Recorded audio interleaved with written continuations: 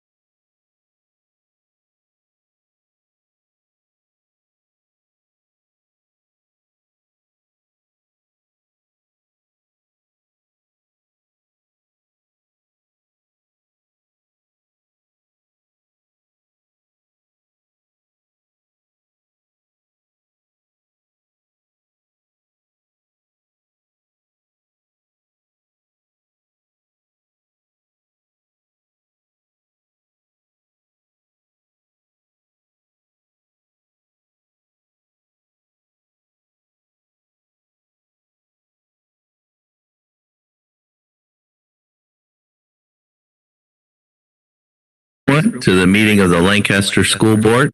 We're pleased to have you all here tonight, and we're going to reconvene at 6:04 into open session. And there was no action taken during closed session to report. And we're going to start with the Pledge of Allegiance led by Bart Hoffman.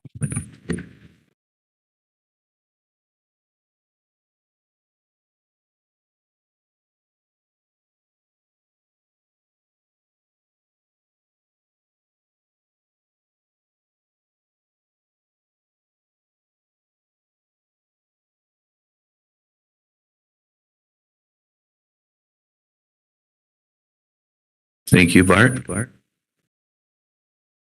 And that will bring us right into our recognition.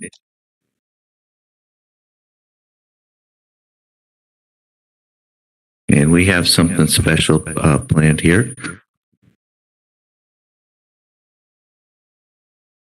And Michelle, before we start the above and beyond, we have another recognition we'd like to make here tonight. Everybody's checked in. And we would like to start our recognition by recognizing our most outstanding superintendent, Miss Michelle, Dr. Bowers. Everyone, please give her a huge round of applause.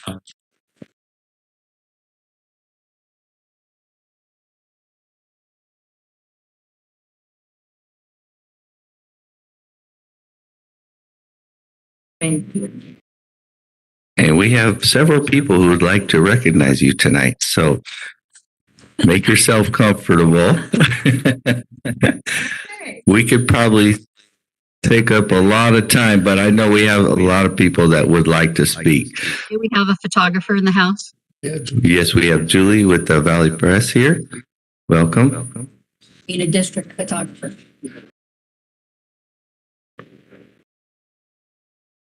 Thank you. And we'll start with Senator Scott Wilk, District Director Danita Hill. Donna Hill, thank you. Do we have a district photographer available? Photographer?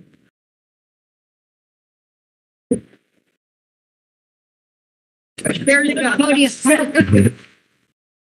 Okay, so I'm Donna Hill, District Director.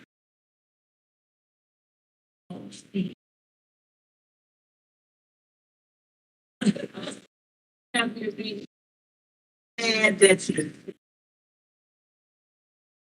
all of these people are so proud of the work.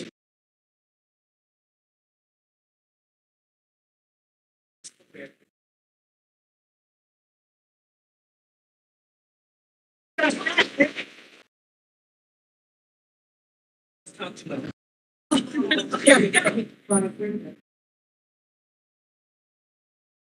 But I love all these things. I'm just, and he's so together.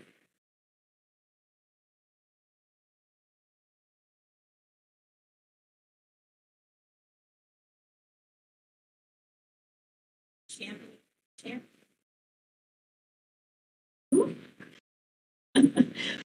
Strong voice, championing the unique concerns and needs of foster and homeless youth, as well as underserved student populations of color. Dr. Michelle Bowers has earned a reputation as one of California's most highly regarded and education leaders, and her contributions will play a vital role in the state's educational progress in the years ahead.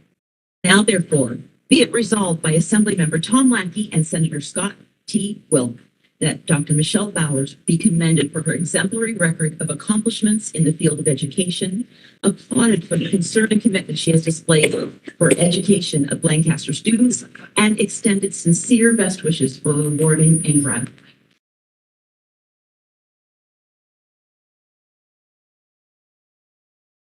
Fill that.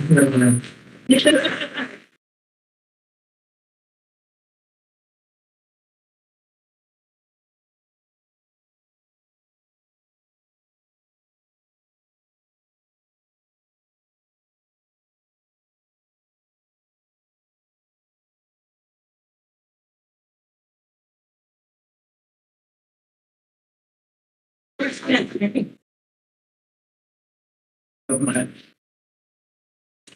you very much.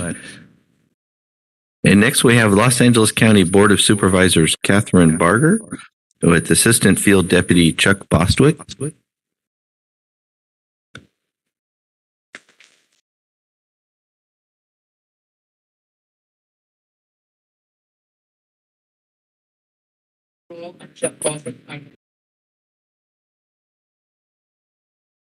Supervisor Barger is the member of the County Board of Supervisors that which district includes the Antelope Valley.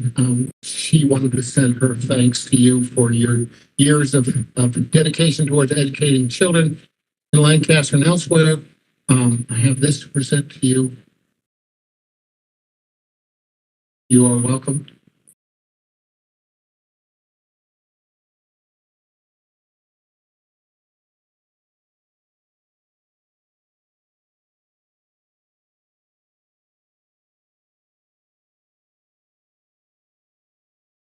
Thank you. And next we have City of Lancaster with Council Member Daryl Doris.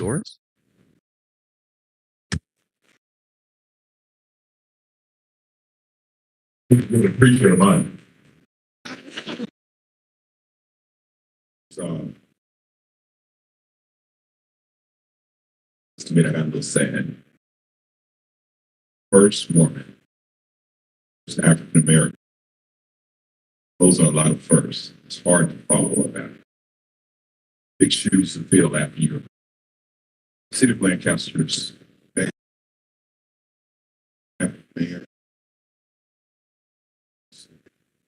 Scripture says that find a virtuous woman, Christ is far above you.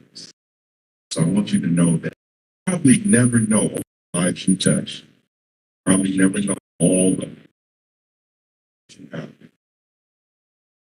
Tell you right. Out of those. That's the one that should know more than anything. Greatness will last forever. This is a legacy that cannot be surpassed. So I just want to say I'm grateful for you. I'm grateful for what you've done. The City of Lancaster is grateful. Ferris, Vice Mayor, Hodge, Molly, myself. I'm so honored to share this event with you today. And we have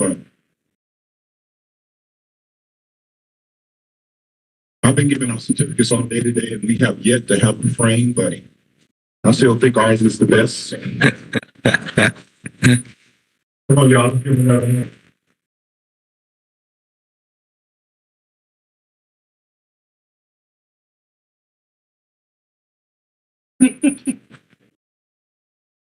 Yes, we knew he was in the audience, Michelle.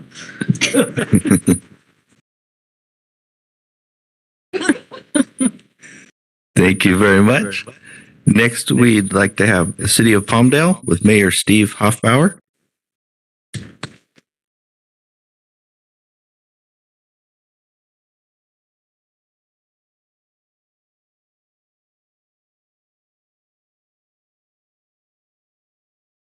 So some of you sitting there going, what's Palmdale doing in the house, right? The world doesn't end and have no end. Right? And I used to have a scout crew for 20 years right up the street here. Had a lot of kids from your school district that were in that crew. And I got to tell you, you've left a magnificent legacy here. And you, as has been said, I got to follow the preacher, right? It's not fair, but you've really touched a lot of lives, and congratulations to you. So we don't have a fancy frame. The state's got one.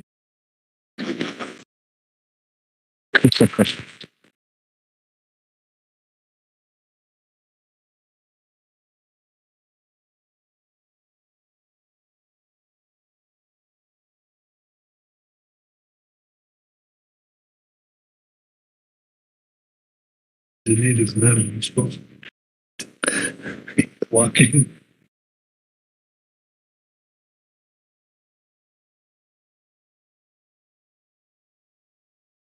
Thank you very much. And with that, we're going to move on to our above and beyond. Yes.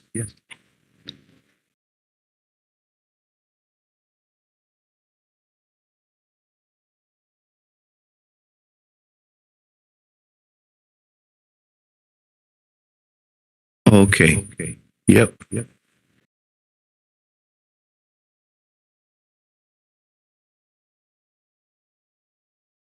And this is Donita Wynn, a board member with Antelope Valley High School Board President. This one. College is going to put on their marquee that stands prominently on Avenue A and 30th Street West, they're going to put your appreciation they have for all the work you've done in education, all the years that you've devoted, and so everybody in the valley can see and think us.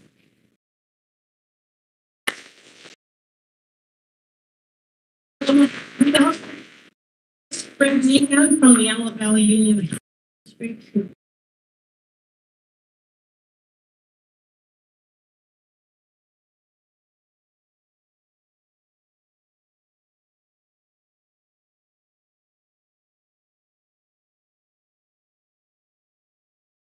Well, good evening. Just wanted to come and wish you the best in your retirement. We, from the Antelope Valley Union High School District, we thank you for your partnership for the last number of years. We thank you for all that you've done for education in Lancaster and the greater Antelope Valley. And we thank you for sending us great kids. So we wish you the best. I won't read all the whereases, but we have a certificate for you.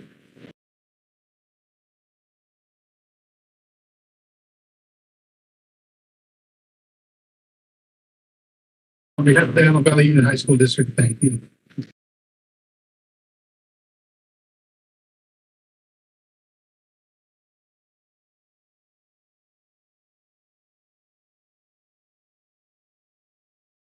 Thank you very much. Mr. Teepee, prior to moving on, could I just add one more word of appreciation to Jerry Money and Anita Wynn for orchestrating all of the presentations tonight. Without them, Michelle would be standing here simply looking beautiful. Congratulations, Dr. Bowers, and thank you, Danita and Jerry. Very much.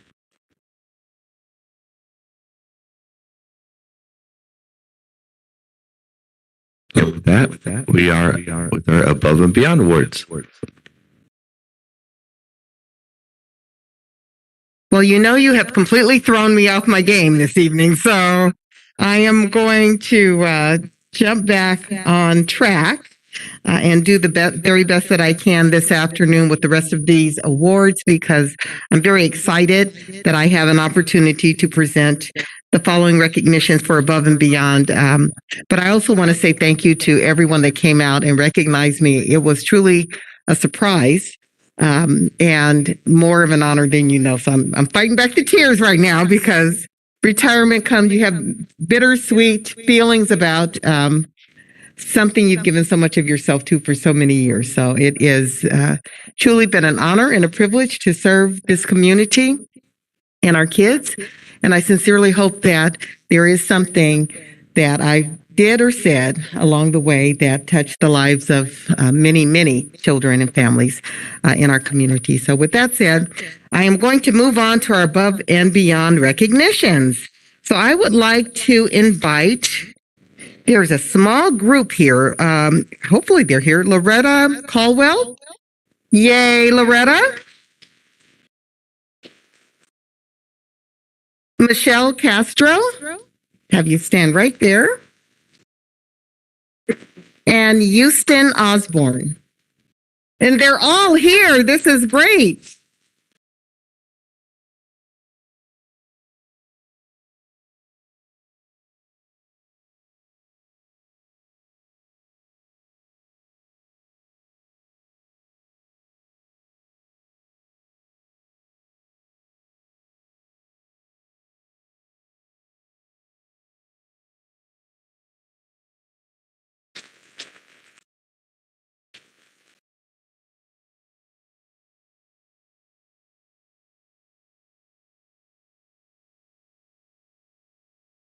Okay, Above and Beyond, and you're all three here this evening, so that is very telling. You were nominated for this award in recognition by Amy Westlake, And Amy had this to say about the three of you.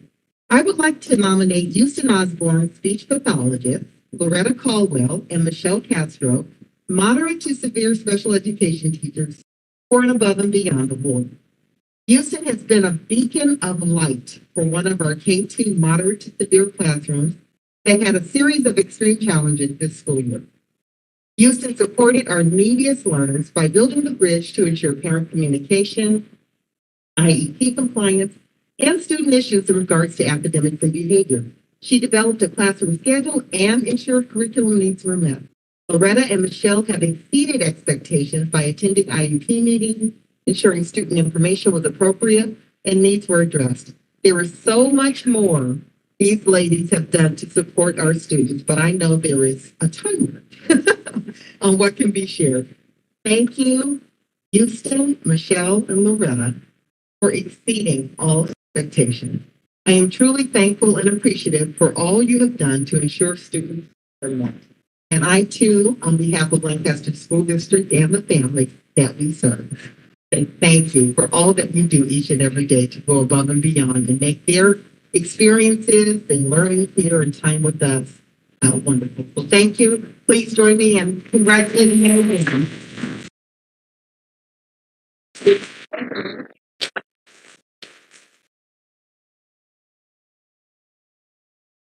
The next person I would like to invite, if she is here, is Tammy Gregory. Oh, there she is.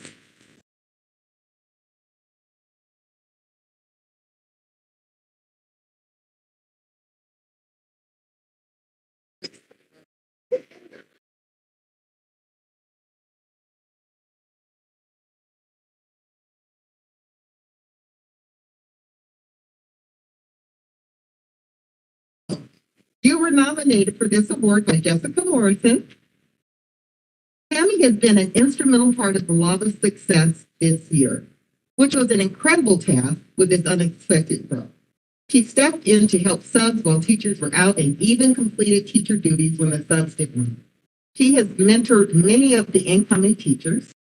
She makes sure to reach out to them to make sure they do not have lingering questions. One incoming teacher even stated, "She is the root of the tree." Root. It's awesome. Through this process, she has been kind, passionate, and approachable. Servant leader. She takes calls before and after work hours. She drives to school sites and offers one-on-one help to teachers. She will even go to a teacher's site after hours. She meets with new teachers and supports them with their credential classes by taking their questions, helping explain programs and processes, and is there for peer advice. Mr. Wood, the principal, says she is like a Visa card. Everywhere you want to go. Tammy doesn't stop there. She also frequently makes herself available to our supplemental teachers, work after hours, and on weekends.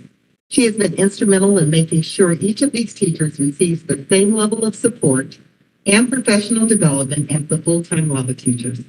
This level of time and commitment by Tammy has also been done without being paid a 1/7, which the teachers she helps are receiving. We appreciate Tammy Gregory to the fullest, but we would really like her to know that she has gone above and beyond to make this year outstanding, and we recognize her for that. Thank you for your consideration, and thank you for all that you do, Tammy.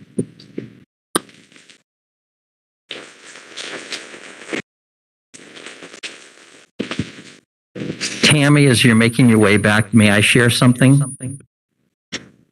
Please. Much to my dismay, I signed a form today. Oh, Tammy is retiring at the end of the year. oh, Tammy. I've had the pleasure, Tammy, of knowing you for decades. You're a lot older than I am.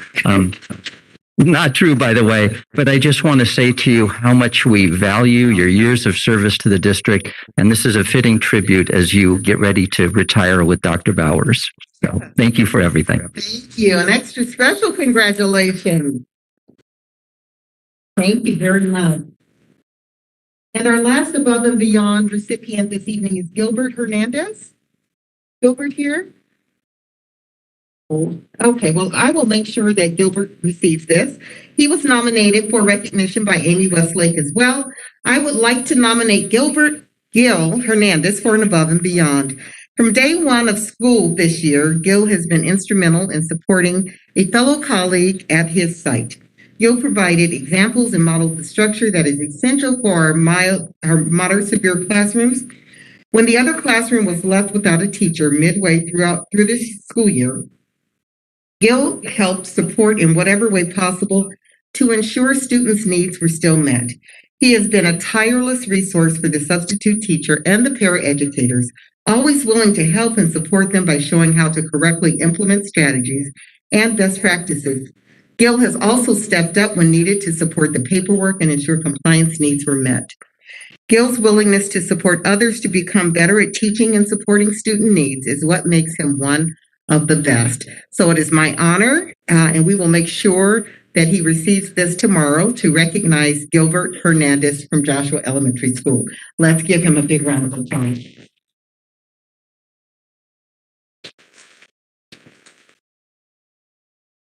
That actually completes our above and beyond recognition.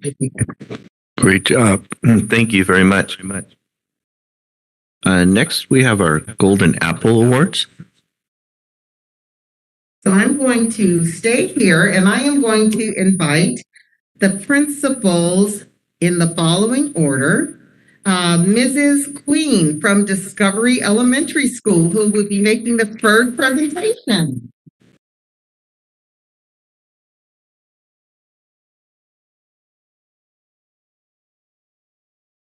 Okay, Mrs. Queen, you can actually use that mic. I'm going to turn this one off.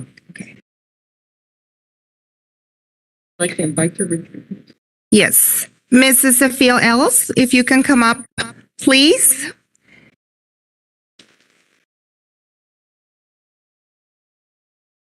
Do you want me to go?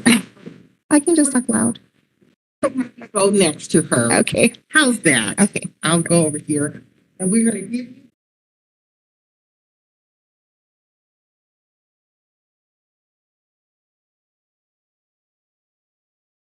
Mrs. Sophia, thank you so much for being a wonderful volunteer at Discovery Elementary School.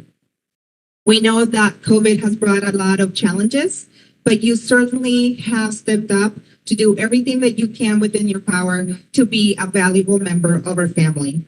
You are a valuable chairperson at our school site council, and you have always been involved in Mrs. Garrett's classroom and also Mrs. Pasqua's classroom, because we know the special relationships that we have with both of them, with your son, Eldon. So we really want to thank you. And you are just the best person to choose for our school. And we really, really appreciate all your questions, your involvement. Even though it's been difficult, you're always making sure that you're there for us. Thank you.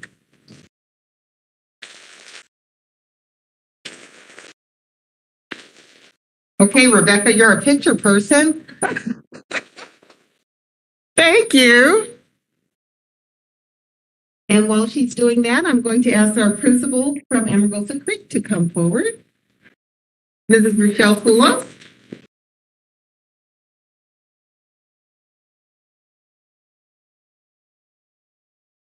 And she actually has two recipients this evening. I would like Mr. and Mrs. Lewis to come on up and bring all your fabulous children with you who are part of our district.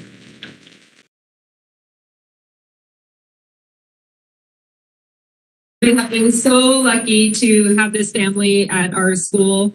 It's been, 3 or 4 years. I remember I met them at back to school night, and Mrs. Lewis was pregnant and 9 months, ready to have a baby. And they still came and made sure that they were there to support us in everything that we do. They're part of school site council and PTO, and their kids are fabulous. I am very lucky to have Jaden this year, and I get to have another one next year. And Jeremiah is at high school, and I cannot believe how tall he is now. It is amazing. But I just appreciate all you guys do and the support you have for us and the positivity, and I just can't say enough great things about them. So thank you very, very much. you so much and congratulations. Yes, we were able to do it. Outstanding. I would like to invite our next principal, Mr. Todd Coleman from El Dorado Elementary School.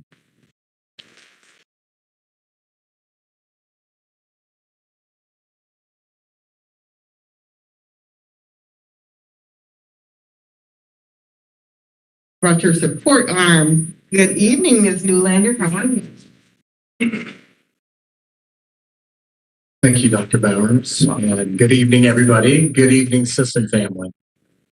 I met Mike Sisson. It's been about 6 years ago.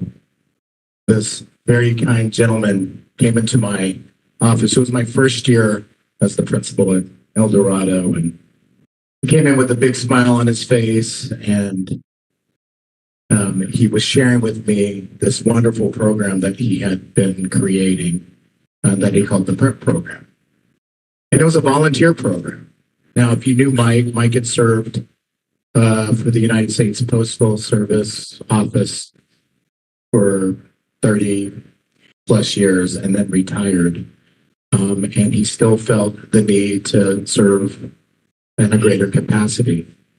Mike Sisson was a true servant leader and constantly found ways to reach out to our community at El Dorado to make it a better place. If you came by the school, you would see Mike with his cup of coffee from 7-Eleven, because that was the best coffee, according to him. And oftentimes I would have to meet him. He would be at the door waiting for me because he couldn't wait to get the day started to serve students. We implemented a program called Capturing Kids' Hearts, and Mike really loved that program because we did handshakes, high fives, and hugs with students who came through. And I think that when COVID hit us, it hit Mike the hardest because he couldn't hug on those babies the way that he wanted to, the way that they needed. He knew that it was an important aspect of, to our community. Many of you probably know that Mike recently passed. That's hit our community, our area, our family, our El Dorado family very hard. And so on behalf of the El Dorado family, we wanted to present to Gail, Mike's wife, Nancy, and Aaron's not here, but Dave is here too, but to the entire family, we wanted to show our gratitude and give him a lifetime appreciation. And sure, if you want to share anything, you're welcome to. Okay. Anyways, we wanted to present this to you, and we want to present these flowers to you and tell you that we love Mike, and we'll always love Mike, and we'll never forget him.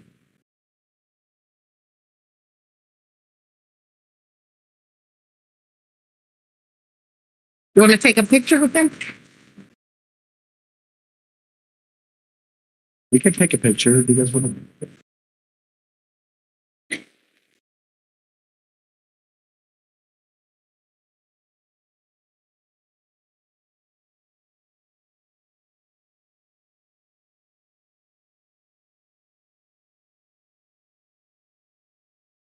Let's have another round of applause for the assistant planter.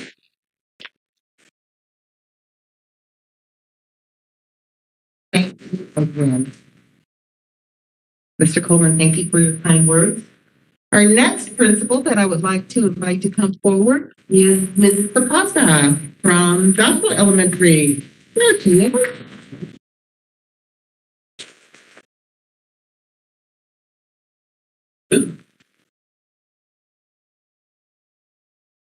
Come on, kids. I hear her bringing the train. This is good.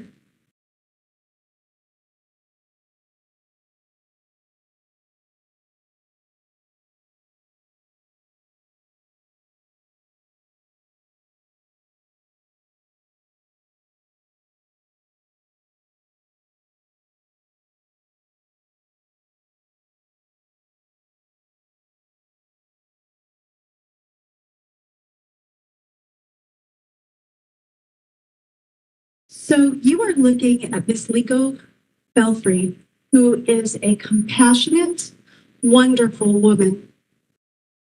I met her almost 8 years ago when I first went to Joshua, and Amani, who is now in high school, is getting ready to go on her journey for colleges. She's visited Black colleges. She's figured out how she's going to get scholarships with the Flag Corps, and LEGO has made sure that that happened.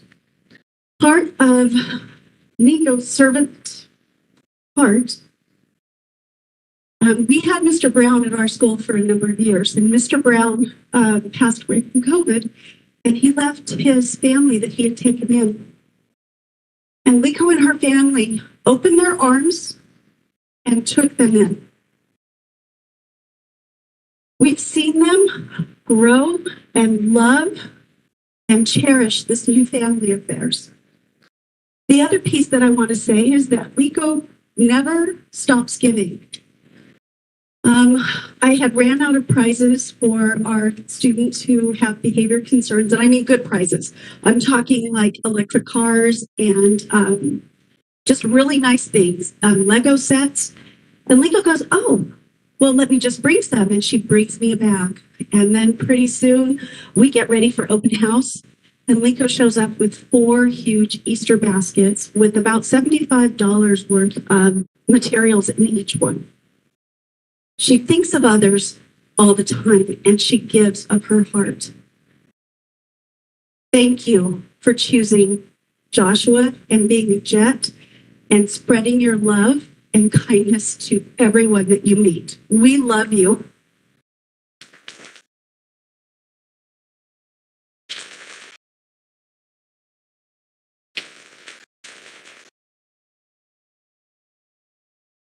We're going to make sure that no one leaves just yet. We have just a couple more presentations, and then we'll be announcing the district level Golden Apple Award recipient.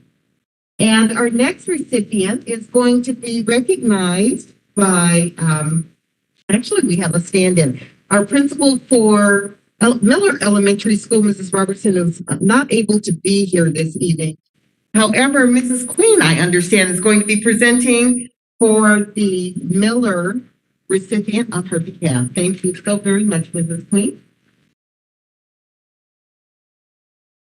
Thank you. It's a great honor and pleasure to speak on behalf of my good friend, Ms. Robertson.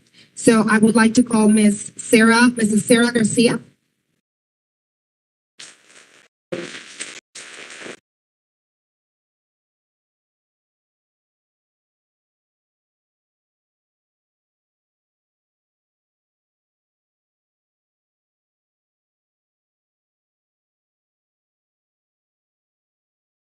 So I'm going to read what Ms. Robertson has written.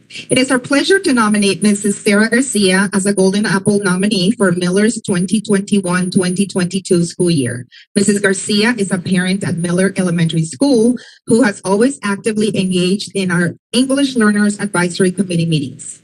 She's always at the forefront of asking questions and wanting to learn different school processes and procedures. On many occasions, Mrs. Garcia has shared her passion to ensure that other parents are informed on the importance of reclassification of our EL students. She has also always been committed to encouraging other parents to become involved in the school site meetings. Despite the challenges COVID-19 has brought upon us, she has continued to make every effort to be present and engage as much as possible. Mrs. Garcia, thank you for your involvement and partnership with Miller Elementary School. Ms. Roberts. Thank you very, very much, and congratulations. Thank you, and congratulations again, Ms. Garcia. Our next recipient is going to be presented their award by Ms. Forte Watson, Principal, Monte Vista Elementary School.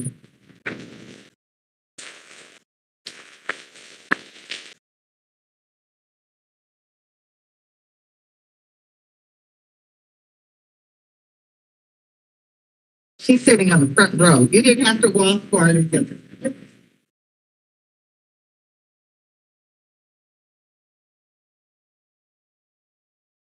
This is Miss Yolanda. She's one of our awesome parents at Monte Vista. And when I first returned to Monte Vista, she was already there. I heard lots of good things about her, and she just loves Monte Vista and likes to volunteer. She's on our school site council. She represents us on Dr. Bauer's Superintendent Advisory Council. We didn't have enough school site council members this year, and she called us, can I come back? She'd already done her 2 years, but she came back, and she's an active member on there.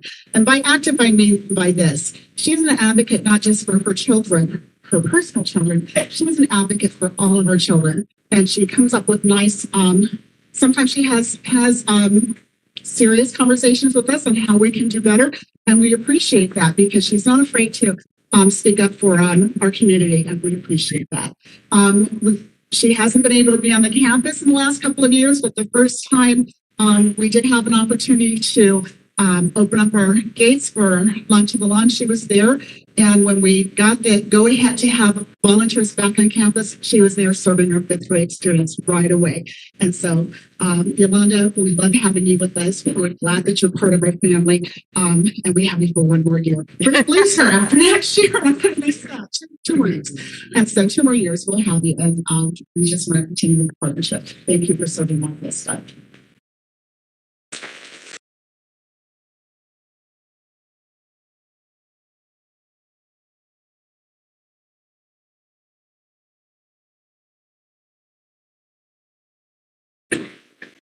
Okay, and our final presentation this evening. Is Mrs. Wood here or Mrs. Johnson? No, okay. I wasn't sure if they would be able to make it this evening because they were both feeling a little under the weather. But our last recipient, I would like to invite Lisa Hughes. Is Lisa here?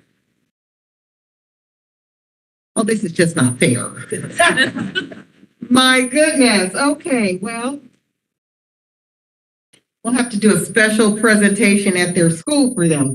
But we do have a recognition from Sunnydale for their Golden Apple recipient for Lisa Hughes. So we will make sure that we make it over there and present this to the principal. And hopefully we can catch Mrs. Hughes when she's there and we can present this to her as well. But the opportunity for us, the Golden Apple Award, let me just read what this says.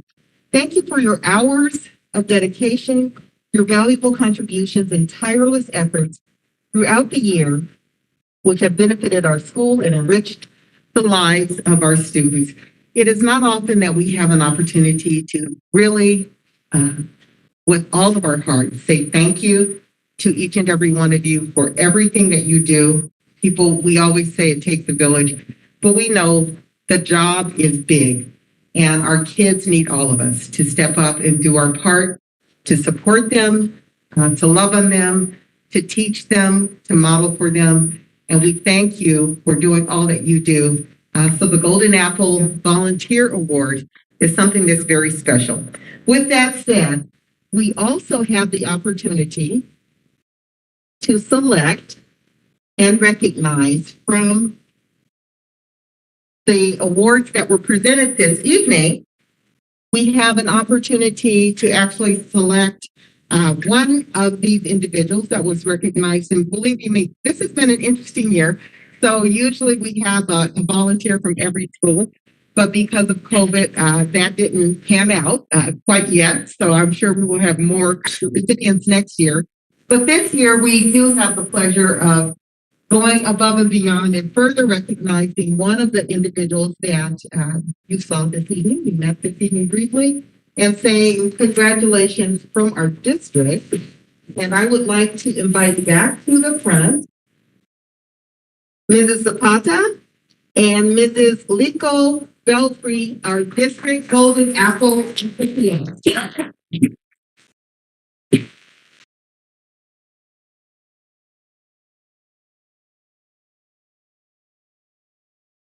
I think I'm supposed to wait and let you unwrap this, but I love it. Plus, I wanted to make sure you got it on the phone.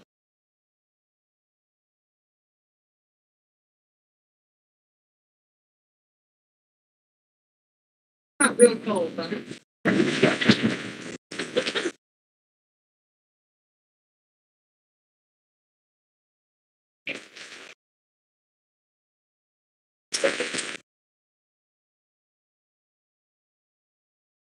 packaging for it. People want to say. Ladies and gentlemen, please join me again in recognizing all of our recipients this evening. Again, congratulations to not only our Golden Apple awardees, but also again to our Above and Beyond folks. We appreciate everything that you do.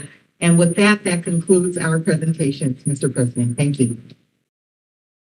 Thank you. And every year I'm just blown away by the talent and the generosity and the volunteerism in our district. So thank you again for everything you do at our school sites to make our schools better and reach those kids and those families that are out there. And from the bottom of our hearts, we truly, truly appreciate you. And thank you for everything you do. And great job. With that, we're going to move on to a few more things, and then we'll be calling a short break. So hang in there, and then we will have a little bit of a break. But next, we have our individual action items business, adoption of resolution 2021-2230, education protection account EPA requirements for the 2022-23 school year. Do we have a motion? So moved. Moved by Diane Grooms, second by Dwayne Wynn. And do we have any discussion? Mr. TB, this is an annual resolution that the board adopts, demonstrating how the district will be expending the state's EPA funds, which this year total just over $33 million. And one of the key elements of this resolution is that the funds cannot be spent in any way on administrative salaries or benefits. And so the second attachment shows how exactly the district proposes spending these funds for the year. Okay, so it's not Environmental Protection Agency, it's Education Protection Account. That's okay.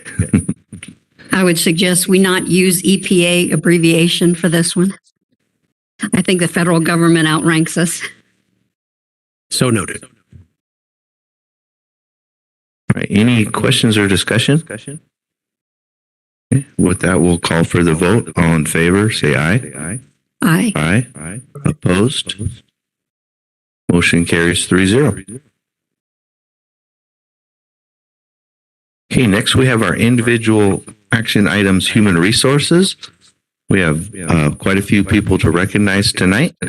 First, we have item 11A, approval of principal. Mr. Conti? Dr. Hannah Amosli. And do we have a motion? Moved by Mr. Wynn, second by Diane Grooms. All in favor, say aye. Aye. Oh, discussion? Yes, I'd love to share with you some information about Dr. Hannah. Dr. Hannah is one of the many who have seen the errors of her ways and is moving from Palmdale to the Lancaster School District. But I would like to say that she's earned her doctorate in educational leadership from USC. She wrote her dissertation on the impact of technology on teaching and learning. She has 15 years of experience in K-12 education with 4 years as an administrator and is currently serving as an assistant principal in the Palmdale School District at Summerwind Elementary School. In speaking with her references, what we heard over and over again is that she forges relationships with students, staff, and families very, very easily. And that of particular note is since her time at Summerwind Elementary School, student attendance has increased from 79% to 95%. It is my pleasure to present her for your consideration tonight as the next principal in the Lancaster School District. Thank you, Lexi. With that, all in favor, say aye. Aye. Opposed? Motion carries 3-0. Congratulations.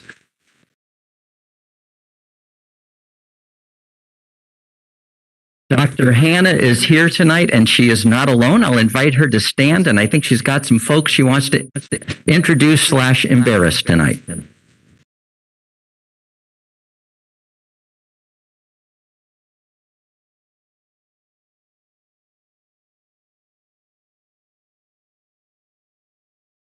Do you want, from way back there, do you want to introduce your family?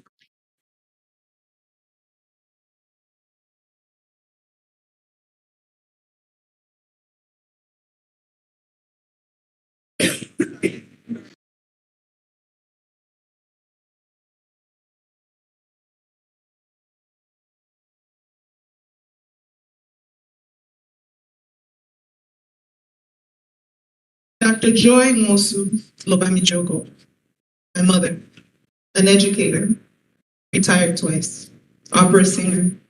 I mean, I can't go on and on. Ehi, 5, starting kindergarten in August. Nosa, 3rd grade, brilliant artist. I have 4 children. 2 others are in another. My daughter is performing in a concert, so my husband was with them. And I have a 1-year-old baby. I am truly honored. Truly honored. I have nothing else to say but thank you. As are we, and congratulations and welcome to the district. Thank you very much.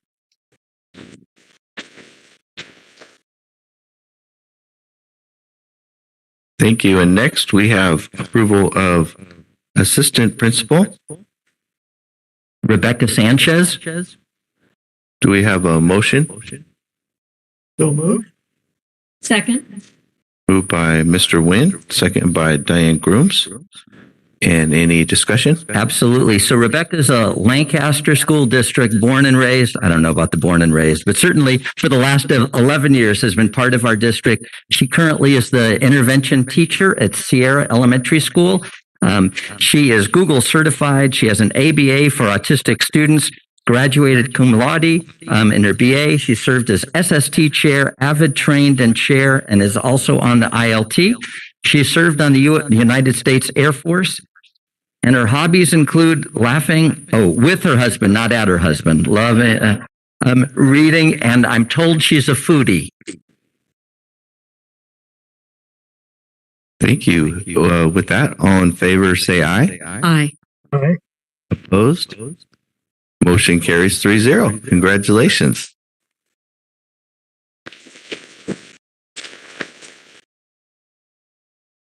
I'm very excited about this opportunity and I can't wait to start the next year. And who is that sitting next to you? This is my wonderful husband. Yeah. This is my mom, Brenda, and my father, Jamie. Excellent.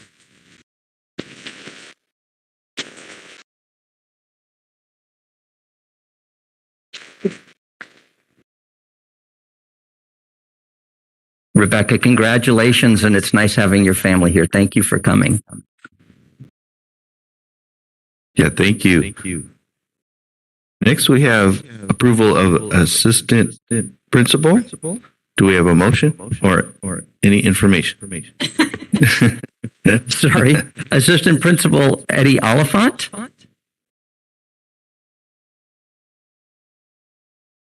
And do we have a motion?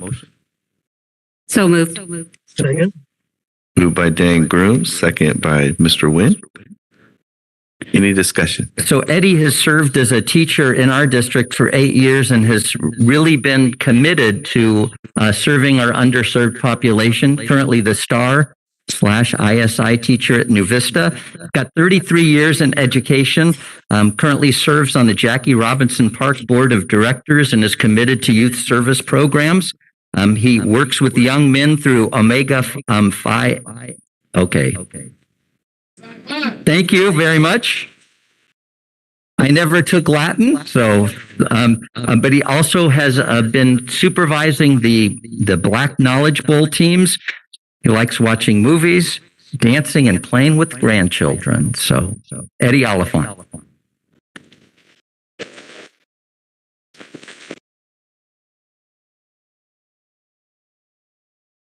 Thank you. All in favor, say aye.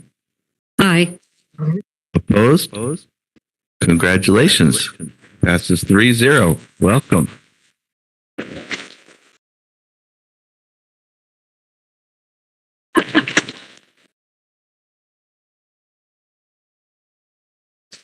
Good evening. Now, as you can see, I have a great support cast with me today.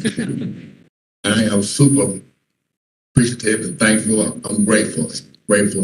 This is flowing from my heart right now. But this is a major career milestone for me. And I'm standing by it. I'm happy. I have with me tonight my daughter, Helen. I want to see my son, Ted. He was on his way from Hemet, California, but he was going to join me also. My wife wasn't able because she's preparing for a knee operation, arthroscopic surgery. But they all with me throughout the years. I've been. This job has been my bucket list for a long time. Now I can scratch it off. The scratching is just beginning, Mr. Oliphant. And I do want to know, thank you for it, and thank you, superintendent staff and everyone else who thought about me as a candidate for this position. I want you to know that I'm going to do my level best to make sure that you did make the right choice. And I'm extremely happy. Like I said earlier, I'm extremely grateful. And I just want to say thank you again for everything. I want to say thank you to my church members that came out to support me also. Great time. And my fraternity brother, and it's not my fraternity brother. Mr. Oliphant bringing down the house. Congratulations, Eddie. Thank you. Next, we have approval of assistant principal. Do we have a motion? Oh, name first. Anatrice Jones. And do we have a motion? Make a motion. Second. Moved by Mr. Nguyen. Can you repeat the name, please? Mrs. Grooms. Anatrice Jones. Thank you. And any discussion? So Anatrice is currently an ELA and social studies teacher in LA for LACO. She has served as an administrator. She's got 27 years in education. She opened a STEAM school, a PK6, the first of its kind in the area. She's committed to academics and social emotional learning for all students. She has two children. Son is finishing his MBA. Daughter is getting honors in high school.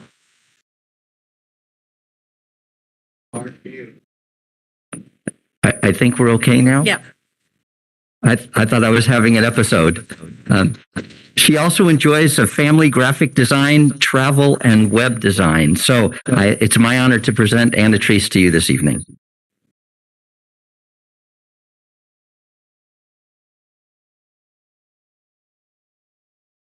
With that, all in favor say aye. Aye. Opposed? Motion carries 3-0. Congratulations.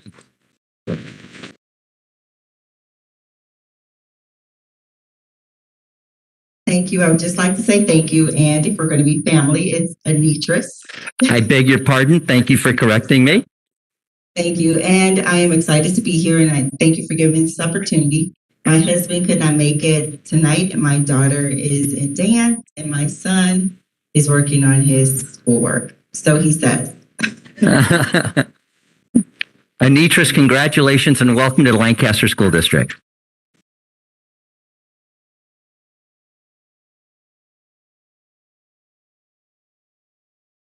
Thank you. And next we have approval of assistant principal. Dr. William Sullivan. Do we have a motion? So moved. Moved by Mrs. Grooms, second by Mr. Nguyen. Any discussion? Yes. So currently, Dr. Sullivan is a science teacher at Baldwin Park High School, where he has served for 14 years.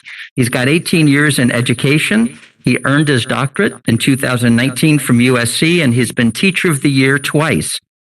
He's married with two twin 8th grade boys who he says are excellent students, and I take his word for it.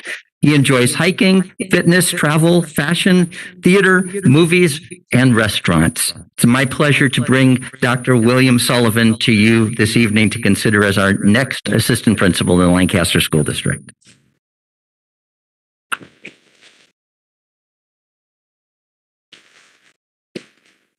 All in favor, say aye. Aye. Aye. Opposed? Congratulations. Well, I want to say thank you, everyone. Like you said before, it's an incredible honor and privilege. It's been a long road to get here.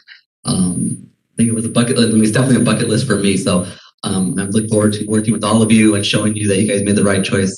With me tonight is my beautiful wife, Maite, and my mother-in-law, Carolina. Thank you so much for being here, for the support that you showed me along the way. So thank you.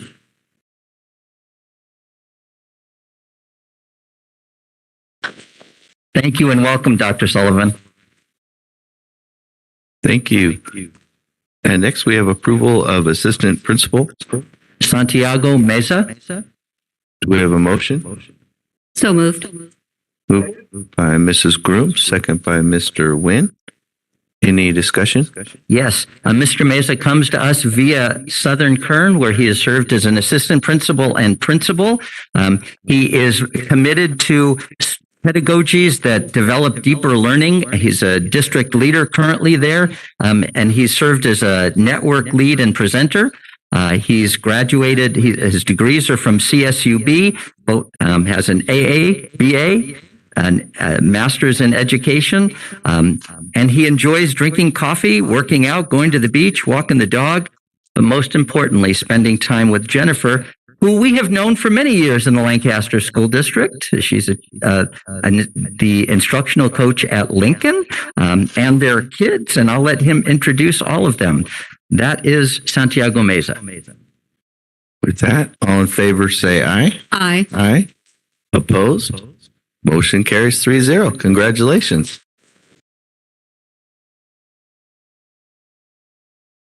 Well, I didn't know I was going to get the mic, so I didn't prepare a speech. But thank you, Board of Education, Dr. Bowers, Cabinet, and family that is here. This is my family. This is my daughter, Claire, which is a freshman in high school. My son, David, is a 7th grader. And yes, you mentioned Jennifer Mesa works here. Nothing but great things about the district.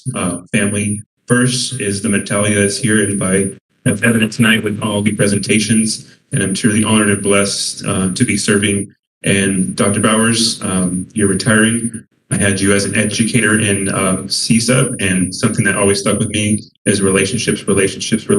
So thank you all. Can't wait to get to work and start serving the schools, the community, and especially the kids. So thank you very much.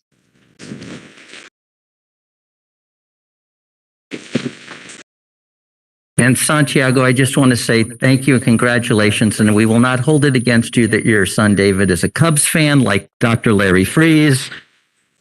Are there any Dodger fans in the house? Thank you very much. Oh, what place are we in, Larry? First. Are the Cubs in last or second to last? Okay. Thank you.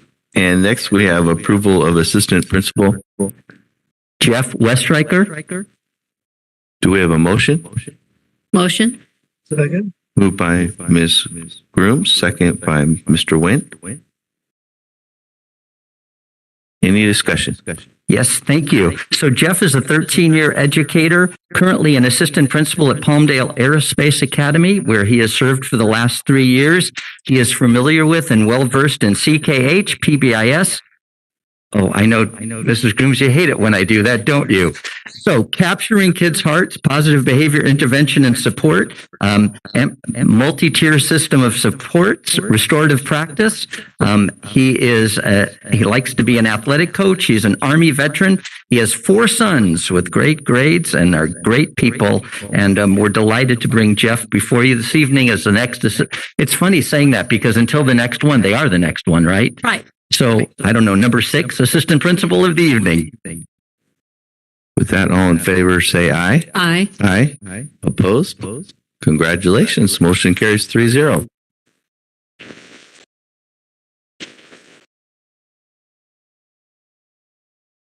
I just want to say thank you for pronouncing my last name correctly. Nailed it. It's Westreicher. My family is at a concert, so probably the same concert. My son is in 6th grade. He plays saxophone, so they're there watching them do that. I guess that's more important than dad right now, which is fine. They're videotaping it for me. I appreciate it. I look forward to serving the families and the students in the Lancaster School District. Always came to the AV to cause a ripple and work my tail off. And so I'm going to do that for the district, and hopefully in a few years you'll see me as a principal making some moves with the school. So I appreciate it. Thank you. Thank you, Jeff. Congratulations and welcome. Thank you. And next we have approval of assistant principal Jenny Marowski. Do we have a motion? Moved. Moved by Mr. Second. Wynn, second by Mrs. Grooms. Any discussion? Yes. So Jenny is an 8-year teacher in the Lancaster School District. Jenny, my recollection is you started in the district as a health clerk back in the day. And am I correct that you attended the Lancaster School District? I know all of that because I've known Jenny forever. and her family. So Jenny is currently the intervention teacher at Nancy Corey. She's taught 5th and 2nd grade. She has secured 2 masters while she's raising her 4 children with her husband, John. She likes to read, craft, movies, and with her family, one of her blessings is spending time with them. So it's my pleasure to present to you Jenny Marowski this evening.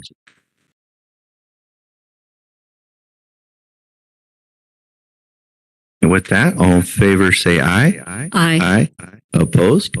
Motion carries 3-0. Congratulations. Thank you. Just want to say thank you for the opportunity, and I'm looking forward to everything we can accomplish next year. So with me tonight, I have my youngest son, Jacob, my oldest son, Nolan. My 2 daughters are off doing their thing, and my wonderful husband, John. And we have a bonus kid, and this is Nolan's girlfriend, Lex. So thank you very much, and go Dodgers. And now you can see why I've liked you forever, Jenny. Congratulations and welcome. Thank you. And next we have approval of assistant principal. Edward Mcmillan. Do we have a motion? So moved. Moved by Mrs. Groom, second by Mr. Nguyen. Any discussion? Yes, so Edward is a 30-year educator. He's currently an assistant principal at Bonita High School, and he's also currently a doctoral student at the University of Laverne. He is a past CIF winning football coach. He's a who's who of the teaching profession, 1997. He's been a husband for 22 years to Dr. Robin Mcmillan. He's got a child in law school, another at Riverside Community College, a honor roll and track student, and he's also got a tennis player in the family. And he has served the community through a fraternity organization. And we are thrilled to present him tonight for your consideration as the next and final assistant principal of the evening. With that, all in favor, say aye. Aye. Opposed? Motion carries 3-0. Congratulations.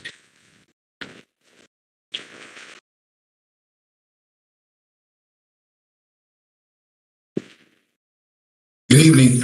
Thank you to the Board of Education, Superintendent, Cabinet, and then all the people at Lancaster. Thank you very much for this opportunity. Since you mentioned fraternity, I have to say I want to mention my fraternity is Alpha Phi Alpha Fraternity Incorporated. The first fraternity founded in 1906. I'm just giving the cues a hard time. But thank you very much for this opportunity. I look forward to working in Lancaster. I feel like I'm so excited being in the room with all these beautiful faces and hearing the excitement and all those presentations. Outstanding. Thank you very much. I'm looking forward to working here.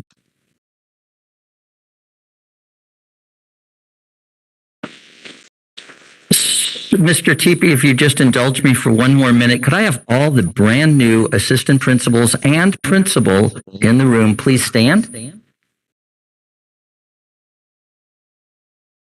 This is only part of the 2022-23 class of the Lancaster School District lead team. One more time for everybody, please.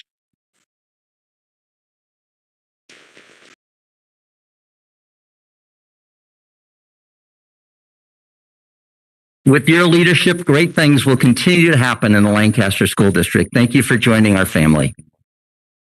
And from the board and superintendent and staff, welcome aboard. We look forward to many years to come.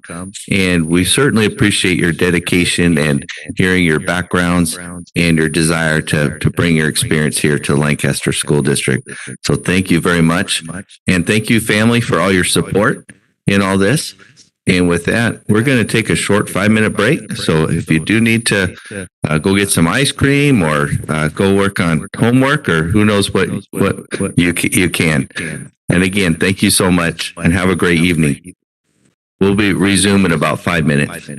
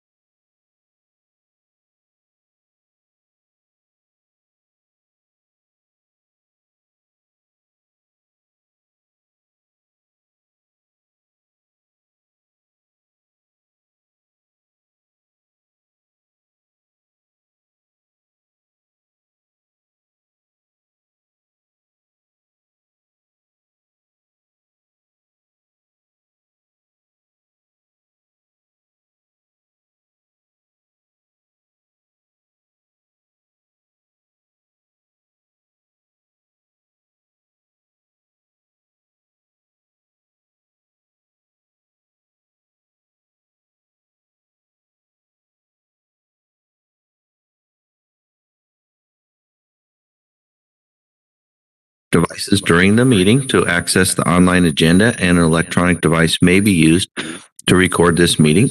Individuals who wish to address the board may complete a speaker card and present it and any supporting documents to the Deputy Superintendent. Individuals participating remotely who wish to speak must have a completed and approved online registration for public comments no later than 5 p.m. on the day of the meeting.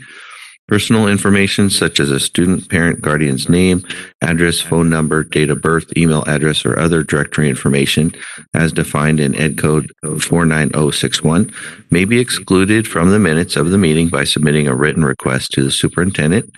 The board president shall recognize individuals who wish to speak. Individuals wishing to present testimony to the board concerning specific items on the agenda may do so once that item has been moved, seconded, and is on the floor for discussion.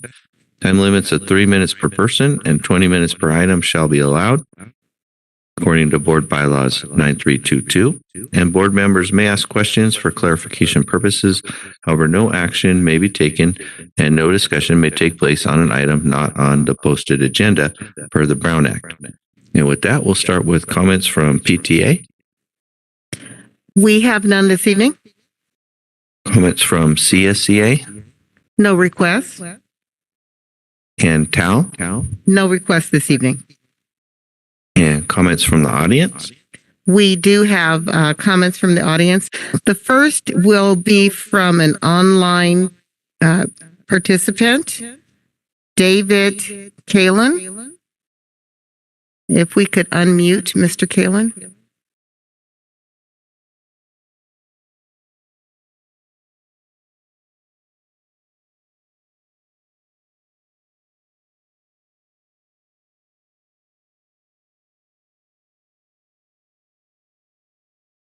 Mr. David.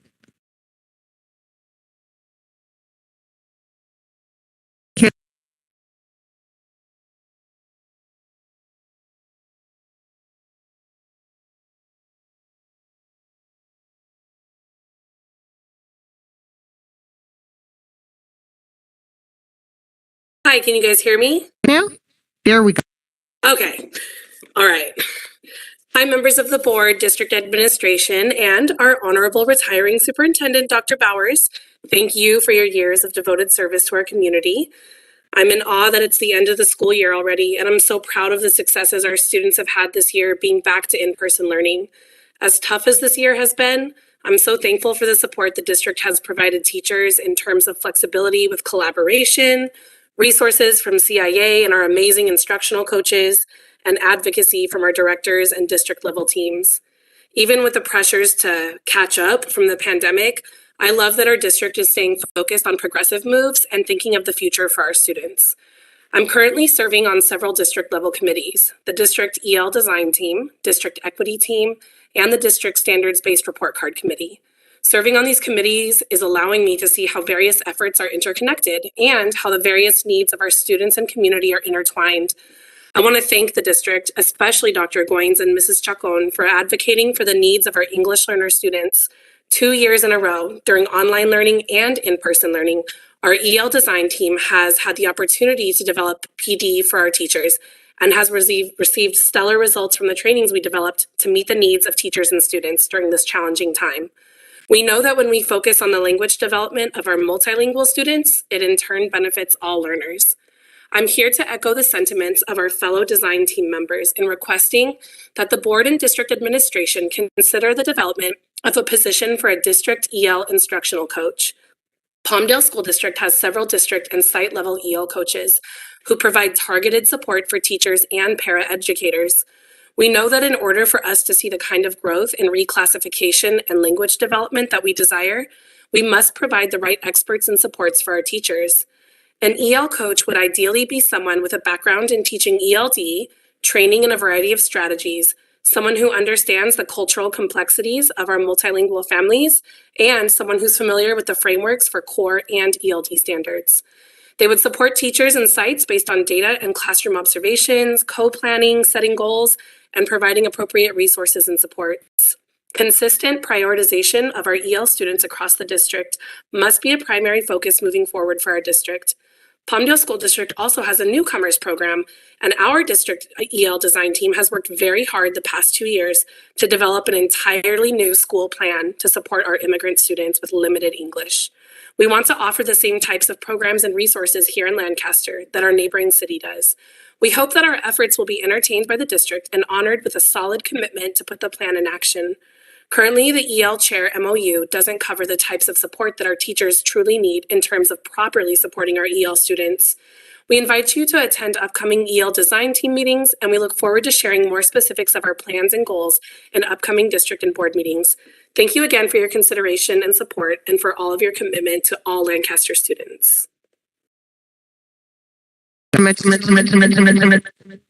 Okay.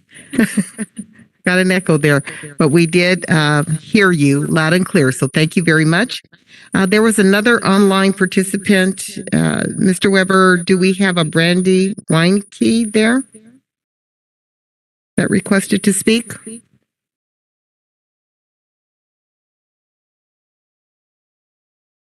Okay. Thank you very much. At this time, I would like to recognize Barbara Long.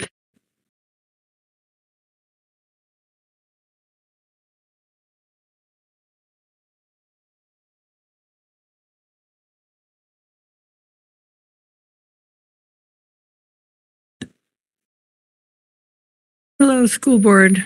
First, I want to say congratulations on your retirement. I didn't know that that was going to be announced tonight, and blessings on your next chapter. I've been battling all day on what to say up here because, as always, I want to address the sex ed curriculum. But first, I want to talk about something else, and I kind of got a little clarity, so I prepared this thing, so I figured I might just get up and speak it. A week or so ago, I was at an event, and coincidentally, I was sitting with a former school board member and one current one from another district. We were all discussing the bills that they're trying to pass in Sacramento, and I brought up the curriculum and how I've been speaking at school board meetings. The current member was aware of the curriculum, but admitted they had not read it. So I shared a few things that are in it.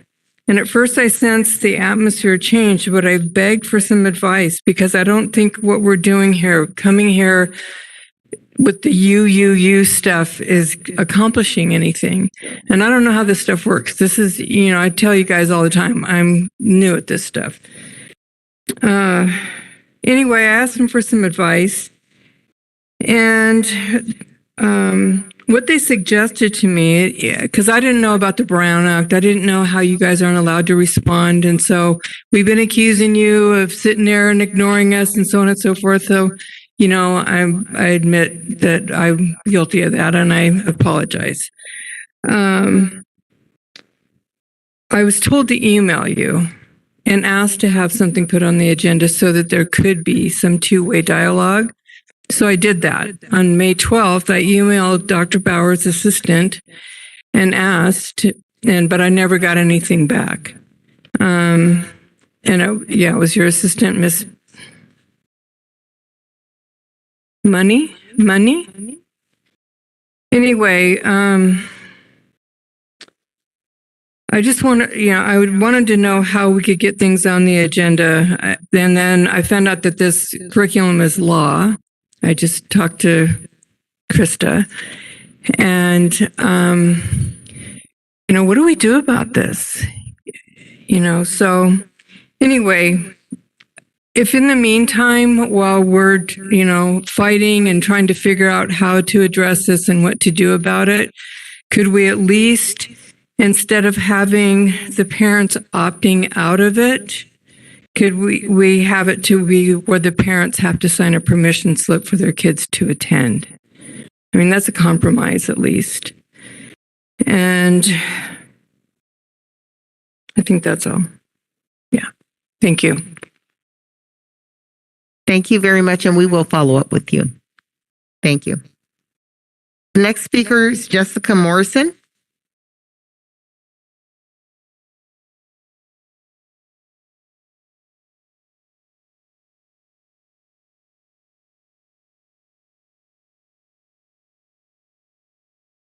Hello, thanks. Would it be okay to approach to give you guys some data? That'd be sure. Thank you.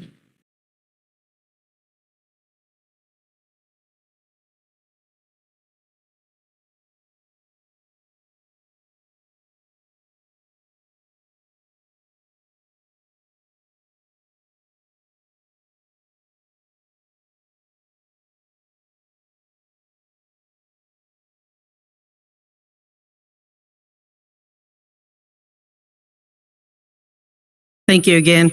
Dr. Bowers, congratulations again. I know I've told you I'm a little envious. So, but I want to congratulate Tammy again. She's our coach at Lava, and I just wanted to congratulate her again because she has seriously gone above and beyond this year. So thank you for recognizing her. I appreciate it. Online learning for me and my class has been a silver lining of COVID. I teach 7th and 8th grade students with disabilities at Lava. Last year, it forced us into change, but change is not always bad.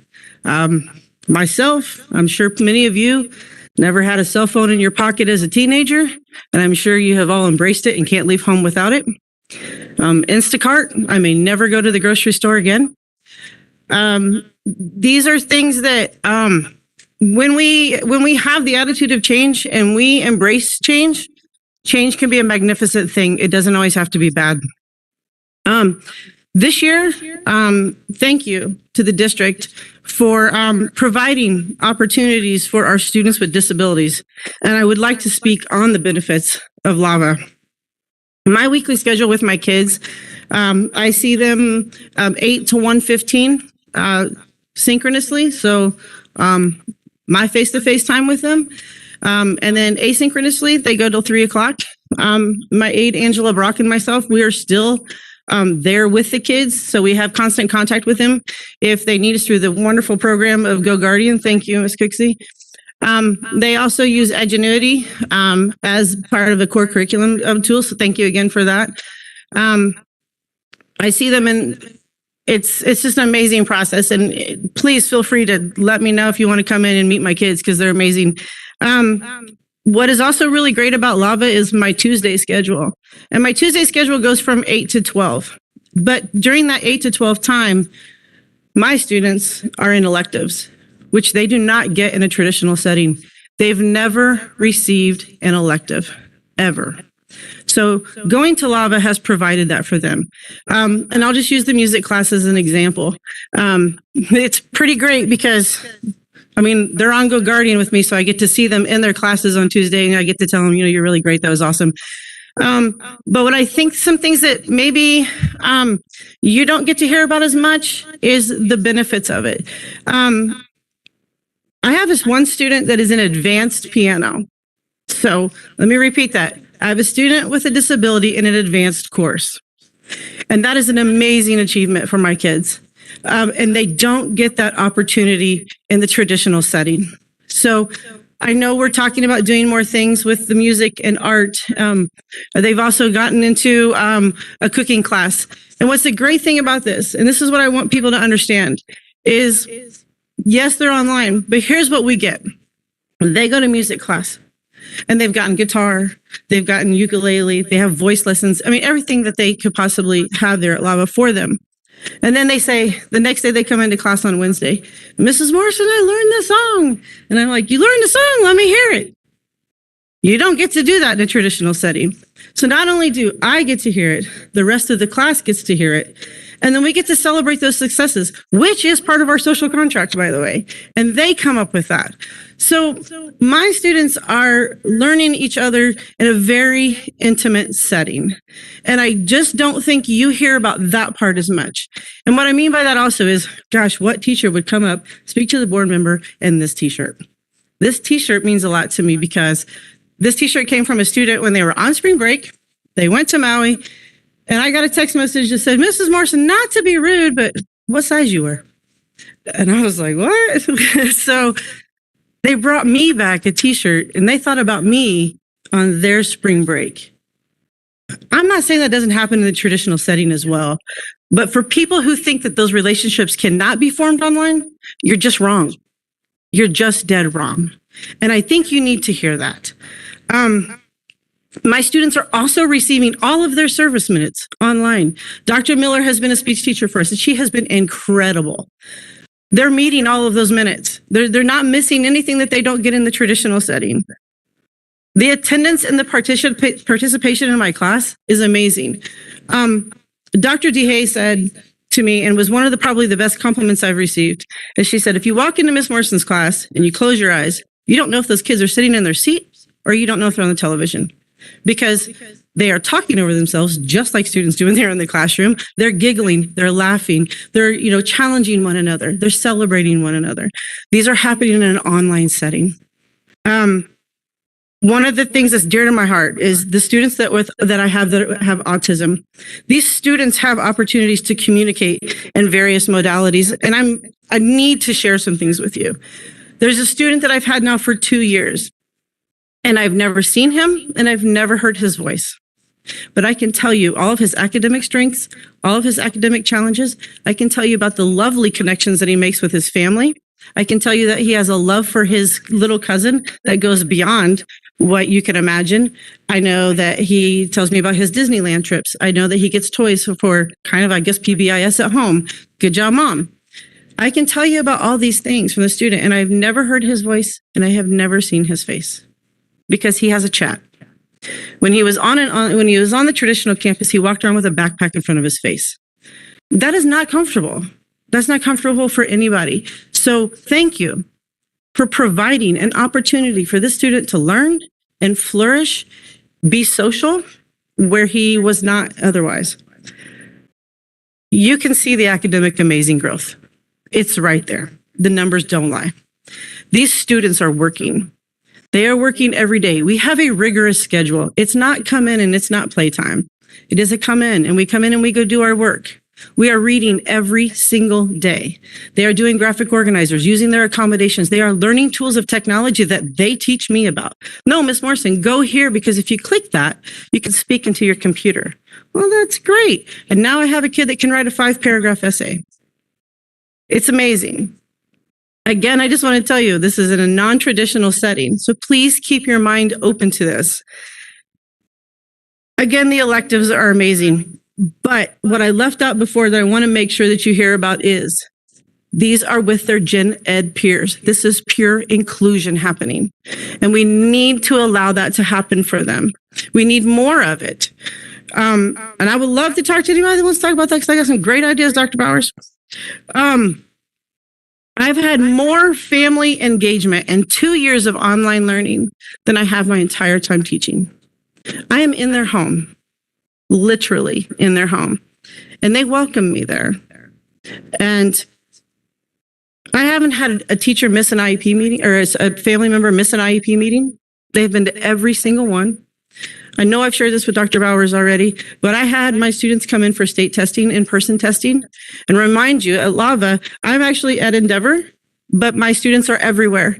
And their parents drove them every single day from no matter where they lived for their state testing. And every single one of my kids finished state testing that was supposed to be doing it. So that is family involvement. The parents have bought in. The parents sit in on my lessons. And I am not afraid of that. So we did a review of fractions. And I said, can you guys please go buy like a Hershey bar for your kids? And they were like, huh? I'm like, we can break it up into 8s. And they're like, oh. And the family sat at the table and did the lesson with me. And that's the way it should be. We have longed for parent involvement for how long now? And now I'm in their home and I'm getting it. So I just need the open-mindedness of what online learning can look like. Socially is probably what I need you guys to understand the most. People think there's a real disconnect when you're in front of the computer. And I just challenge you, it's just not true. It's just not. You just have to give them the opportunities. So part of our PBIS is that when the students have done their work, when the students are doing their job, they get some free time together. And with parental permission, they're allowed to play on their consoles together. So when they're on their consoles together, they are giving each other their phone numbers. Hey, get this. This is my username, da, da, da. I don't know about it because I'm not a gamer, but I know that I love watching them do it. They put it on the TV and I'm sitting there watching them through Go Guardian or through my WebEx and I'm like, who is that? Who's winning? But here's what I hoped would happen, but didn't know if it would or not. The relationships go way beyond the school hours. Parents are telling me, my kids never had a friend before. And now I just exchanged Christmas gifts with one of the students, and that happened online. Or my kids are calling each other on the weekends. They're gaming on the weekends. So those are real relationships to these kids. These are real relationships, and they're taking them on beyond school hours. We've seen kids say, look, I've got a kitty. And by the end of the school year, we have a cat. And I think that that's a really good analogy with how our students are. They start here one time, and then at the end, they've matured so much. But it's their intimate part of their day. They're sharing that with us as a class. And it's like, oh, look, this is my cat. And you guys want to see him? This is Vinny. You want to see Vinny? He's so cool. Or, oh, I'm so sorry, the dog's barking in the background. Could you repeat that? And everyone's like, are they okay? Are they okay? It's a family. Like, it is family to the truest meaning. And this is through online learning. I did have my students and my parents just kind of give some comments, but my students actually wrote a paper on it. So I won't give you the whole papers, but I took a few.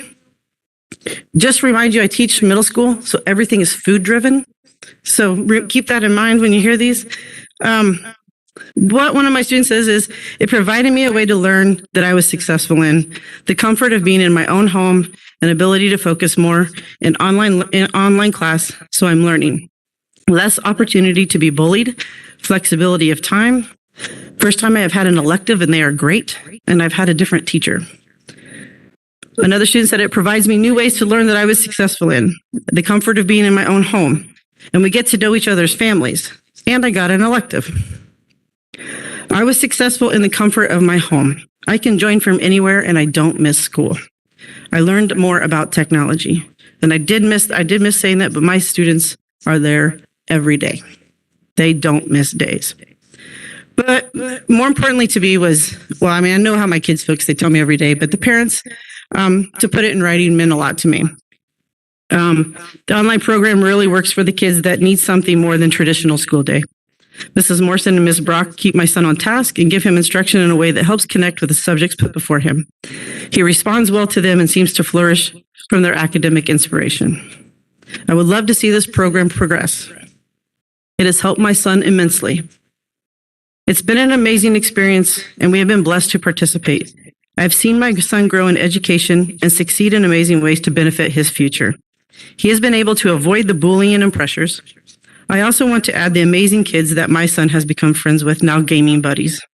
They call each other, they share, they laugh, and they are happy. They support each other, and most of all, they want each other to succeed. I do want to challenge the district, though. We have an opportunity to create an amazing program at Lava. And we can do things here if we embrace online learning. And we can do things that have never been done in the Antelope Valley. So why not do better for our kids if we can? I want to leave you with this. The district hires very qualified teachers, and a huge percent of those teachers get their degrees from online. So please give our kids more opportunity. Give them the Cadillac of online learning. And thank you so much for your time.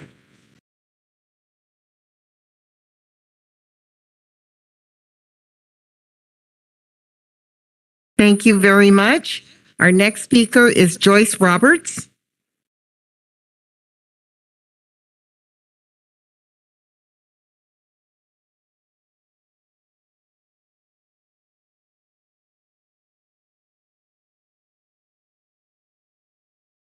Hello.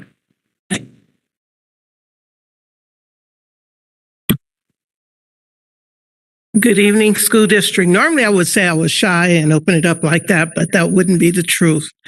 But I have a couple of concerns. And first of all, congratulations. I'll be glad when I get the years and experience that you have so I can do the same thing for real this time.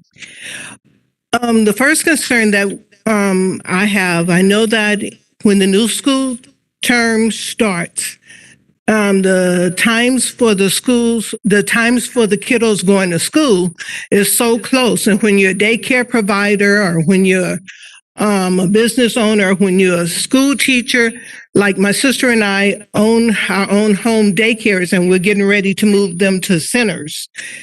That's going to create not only kids being late, it's going to create havoc with kids being tardy for school, it's going to create us getting stuck in traffic. And then I just found out that the school in my neighborhood wants to open the gate there on Gadsden. That's not going to work because we had to sign a petition once before to have that gate closed because 2 kids had gotten hit. And it's a very dangerous situation because you got preschool over there, you have the older kids coming out, and then to have kids being picked up over there and parents are forgetting to close their doors.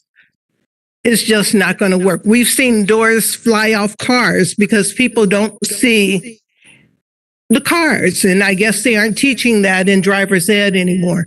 So I'm pleading on behalf of many of the daycare parents that we keep that gate closed. And with the new school times that are happening, if we could have like the other side, like for instance, with Sierra Elementary, if we could have the other side open and a designated van and bus pickup, that would alleviate some of the traffic situation that we're having instead of having people triple and quadruple park.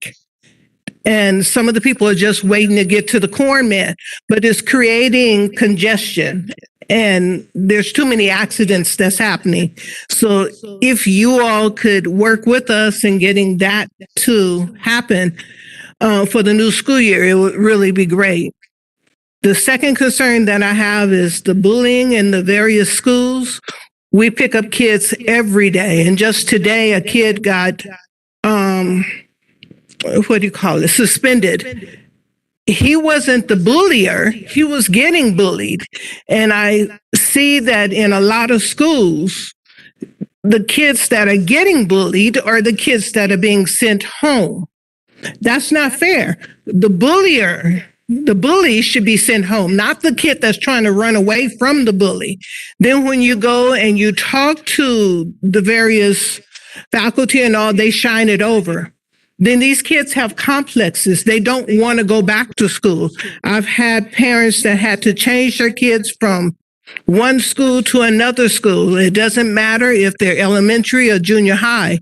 We're still fighting that. And we want these kids to be safe. We're out there in the community. We see these kids running, and after school, they're running down to the service station fighting. I've had a couple of my kids to get beat up in the bathrooms at school. And where's security then? Where's the crossing guard then? Or where's the noon duty aide? Or where is somebody to help protect this child? And then when you talk to the principals, they're like, oh, well, they didn't mean for that to happen, but you suspended this kid and you didn't suspend that kid. It's not fair. We need to all be on the same page. And then when licensing gets involved, okay, that's really scary because when the kids come to you and you've had parental meetings and then the parents want you to express to them how to be safe in school and the kids are getting called various words, the N word, the B word, the AH or whatever you want to call it. Okay. And you get these books that are written by like Ibram Keenan and some of the other folks that teach you how to talk to kids on their level. Licensing comes in and says that, oh, the school district said we need to shut you down. Okay. And you wait for a court date since October. But we have a waiting list of 50 kids waiting to come into our center. This isn't fair. These kids are supposed to be our future. We need licensing. We need the school districts, and licensing is involved in everything now. Everybody needs to be on the same page. They need to know what these words mean so that they don't use them, so that they won't watch the cartoons on Cartoon Network or whatever show they're watching them on, or YouTube.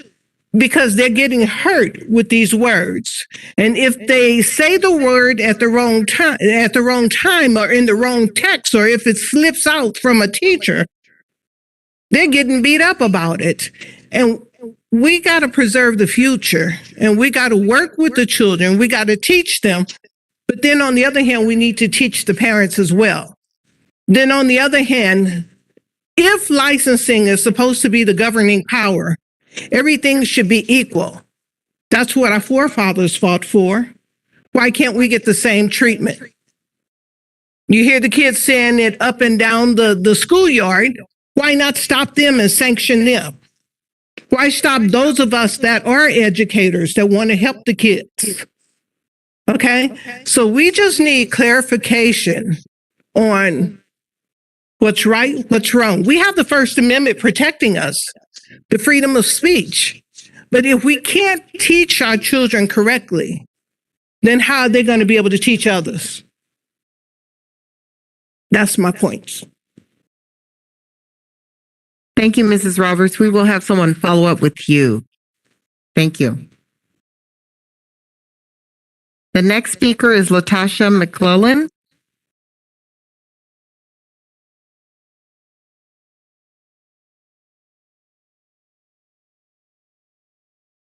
Hello, everyone. My name is Latasha McClellan. I have a son named Dradion Lotier. He goes to Sierra Elementary, and he's in kindergarten, and he's been bullied every day. Every day. And I tell his teacher, I tell the principal, I talk to his speech pathologist. He has an IEP. He has speech services. He has OT services. I told the school that I wanted behavioral services for him. He hates school. He hates his teacher. He hates aides. He tries to come up with every excuse not to go to school. And my son is Black. I am a foster parent. All my 5 boys that I have at home that live directly across the street all have an IEP. Every single one of my children. 3 of my children have intellectual disability and ADHD. I have a son who's autistic, and then I have my son Dradion, who's 6 years old. He has family history of intellectual disability, ADHD, Tourette syndrome, autism. He has all these things. He has a speech issue. He doesn't really know how to communicate. Like his family, his daycare, which is here today too, they understand him, myself, and his speech pathologist at the school, Miss Macias. That's the only people who understand him. But when he's acting out because someone didn't pick on him in the school playground, everybody can see that he's all the way in the corner by himself. He doesn't play with no kids. He doesn't play with no one. Even if they do the buddy system, he runs away. When it's Friday, when it's PE time for all the kindergartners to play, he finds a corner to play. But the staff sees him playing by himself. They see him getting picked on and they do nothing. This is what my son tells me. No one does nothing. Everybody sees when they're messing with me, mommy. They keep messing with me. You know, plenty of times when he gets on that on the daycare van, he comes in there crying because he's being picked on. I don't know what it is, but I asked the principal, I asked the teacher. She knows he has an IEP. He needs to be in a smaller class. He needs to have more IEP services. He's not meeting where he needs to meet. As far as his goals for kindergarten transition to first grade, he will be promoted to first grade, but he's not there. The class is 26 students per class. That's too much for him. You're talking about a kid who has a speech impediment, who was learning online for almost 2 years. He did TK, and then now kindergarten's on in campus. But that doesn't change the fact that they need to do more social interaction skills, getting children to understand how to play with others. They were online for a year. They were playing at home. They didn't have to worry about playing with others. And then the school playgrounds and all the activities, everything was shut down because of COVID. So now we have kids who are been at home, been watching TV or learning something from their other family members. I don't know. Because now my son is being told that he's dirty. and he's black. He's being told that he's dirty and that he needs to clean himself, that he's not cool, that he's a jerk, he's pathetic. What kindergarten knows that language? It has to be something that's taught at home. And I don't teach my child that. I teach him to love, to be honest, to make friends, know what a good friend and a bad friend is. He hates school. He used to stay the whole time during daycare, come home about 6:30 or so. Now she's bringing him straight home after school because he doesn't want to deal with it. The teacher always dojos me. Oh, he's not listening. He's not doing this. It has to be something because she said that his behavior changed in the past, 3-4 weeks? He's the only kid that does all his homework, gives it his best. He tries every day. But this is unacceptable for me as a mother. I was picked on when I was younger because of my color of my skin. And I refuse to have my son feel that same treatment. He's in kindergarten. He doesn't understand why he don't like me because why did he call me dirty? Why did he say my skin is dirty? And then the staff saying that was never said. So then I asked Dradion, why did you tell the staff? I just lied, Mommy, because I don't want to get nobody in trouble. So who's talking to these kids about what's appropriate, what's not appropriate? Who's talking to the staff? You see a kid huddle up in the corner and he's not playing with others. Then there needs to be another alternative. Send him to a classroom where he has board games or he can color, put him with a buddy system, make him speak to a counselor, get him some behavioral services, something. So, because he doesn't talk to no one. He has no friends. He said, I don't want friends because friends are mean. Kindergarten, that's before kindergarten. That's when bullying starts. Bullying impacted my whole life from kindergarten to all the way to high school. I hated school. I hated it. And I refuse for my son to hate school. He doesn't want to go to the school is Sierra Elementary. He does not want to go there. He wants to go to a different school. He tries to come with every other way. His aunt is right here. He comes with every way. When I get him up at 6 every morning, he has a hot breakfast. He gets pancake, sausage, and eggs, or he gets oatmeal, or he gets a home-cooked meal. Then he gets a snack pail, and he gets a lunch pail. I make his food every day. So he doesn't have to worry about, he's picky eater, so he doesn't have to worry about eating school lunch. But if he wants to, he can. But I refuse. I refuse for him to be bullied, but he does not want to go to that school. He's told me, Mommy, please take me out. But he needs more services within his IEP. And I was told by the district that he cannot get those services or get the testing or assessments that he needs because no one works in the summer. So my son will have to be put in a regular first grade class for another 2 months before he can get the services and the proper things that he needs to be successful in school. But Sierra, that's not it for me and my son. Because I attend all his IEPs.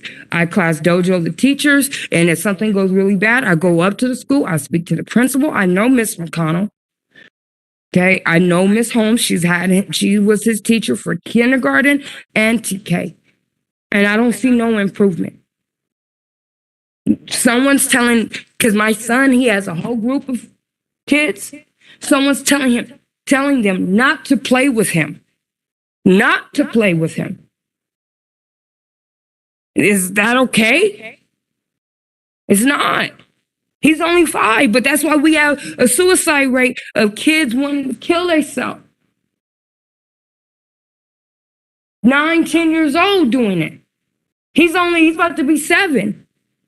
Let's stop that cycle before it continues. It's not just because kids don't say it. Kids are not going to say it because I didn't tell no one. Because once they tell the school don't do nothing. The staff don't do anything. Oh, we're going to mediate. Mediation makes it worse. And see, he gets in trouble. He gets sent to the principal if he's bad or anything. But if the other kids pick on him, they get to go into another room. They don't go to the principal. They don't get none of that. See, that's what I'm saying. I feel like my son is being treated different because he's African American. And the bully is Caucasian. That's the truth. That is the utmost truth. That's the reason why he's being treated differently. Because there's no reason why I should be getting class dojo pictures of my son laying on the floor while all the other black kids look sad. There's no reason why my son should be sent to the principal's office because he had a hard day because some kid keep messing with him. It's not fair. It's not fair for another kid to say that he was dirty, but then the teacher tell me that it wasn't true. Or the staff say it wasn't true. My son's not going to lie to me. He has no reason to lie. What are you going to lie for? Is this really hardening for me? Because I feel heartbroken because I can't help him. And then we hire teachers and staff and aides and everybody's at these schools. That's your job. That is your job. You got 26 students in there, and my son may be the one that has the IEP. Don't overlook him. That's why he may not be flourishing in his academics, because he got to worry about if somebody gonna say something about him. Or what is he gonna do? Is he not cool because he don't wear light-up shoes? He's not cool because he has this hair or that hair. My son's hair goes long, and my fear is that they gonna cut his hair. Not gonna happen. Because I'm not the type of mother that's going to just sit there and let my son get bullied. Not going to happen. He's not going to go to Sierra next year. I'm going to make sure of that. Because Sierra didn't do their job. They dropped the ball. Because I was at every IEP. Even if I had an amendment, if I wanted to call a special meeting, I was there. I just did 2 IEPs today. I got one on Friday. I make sure all 5 of my kids have excelled 2 grade levels in their reading and their math and their English comprehension since they've been with me. I have became legal guardian for my nephew since 2017, and they all have disabilities. I don't put that past no one. No one makes my kids feel inferior. And right now, I feel like my son Dradion feels inferior, belittled, demeaned, beneath.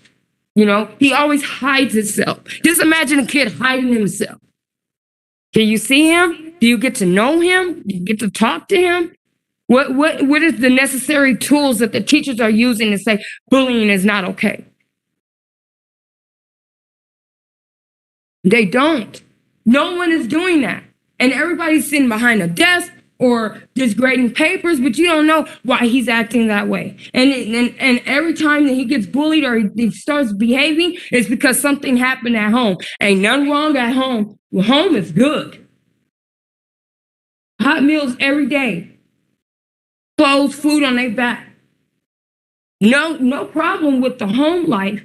It's something about school. I hated going to school too. I hated it. I used to go opposite ways to get to my class so I can avoid the bullies. He has nowhere to avoid. He has a small playground and there's a big playground. He walks away from the A because he don't want to be around the kids who are picking on him. That's all I got to say is something got to change about the bullying policies. Something has to change, and not just a buddy. You know, that's just someone that you pair with that person. You got to see what the kid really likes. If he's in a dinosaur, if he's in a car, something, let that be the motivation for you to get to know that kid. And if he has any behavioral issues, that's when you put a behavioral plan in place. Because my son, Jordan, goes to Mariposa. He had behavioral issues. We put a behavioral plan in place in his IEP, and now it works out for him. He's in 6th grade now.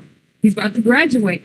He don't have the behavioral issues, but his teacher knows, and she knows how to help him. He's using his coping skills. He knows how to do his deep breathing. He's got to walk away. He knows how to do that. But this is something that I asked Sierra to do, and they said I never told them that.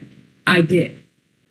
And no one's listening. And see, then if I go up there being angry, then I'm going to be labeled as the angry black woman who came up there showing her ass because of what happened at the school. But I don't want my son to have that issue. He's only 5 years old. He has a speech problem. He doesn't really know how to communicate. So that's another bullying tactic. So when all that went down, they should have made some provisions for him. They should have made provisions, and no one's making the provisions. And now my son has to wait 60 more days for him to go to another school that's going to be better fitting for him. Because it's not like the staff is nice to him either. He doesn't really engage with anyone. He hates it. Could you imagine hating school? Could y'all imagine hating school? Just hate it to the core, you cry.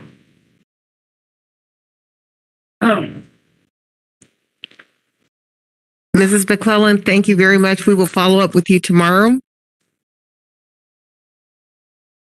Mrs. Danita Wynn.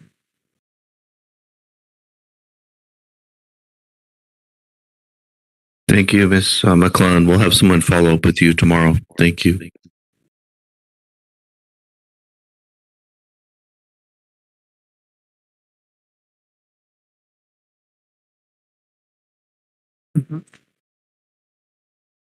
Well, I didn't get to offer my own appreciation, Dr. Bowers, for all that you've done. You all know that I've been volunteering in this district for 30 years. I've been through 4 superintendents in this district. And I have to say that working with you has just been a pleasure.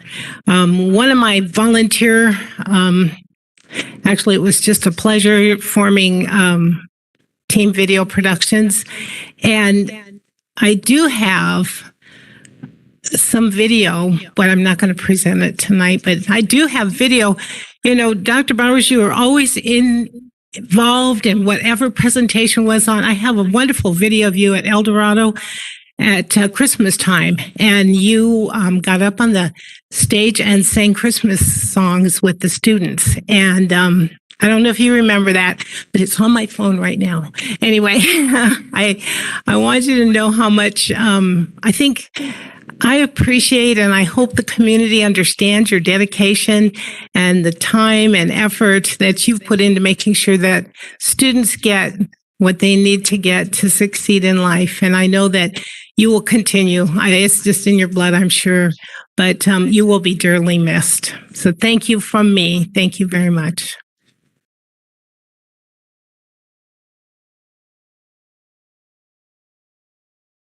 That actually concludes all of our speaker requests this evening. Thank you very much.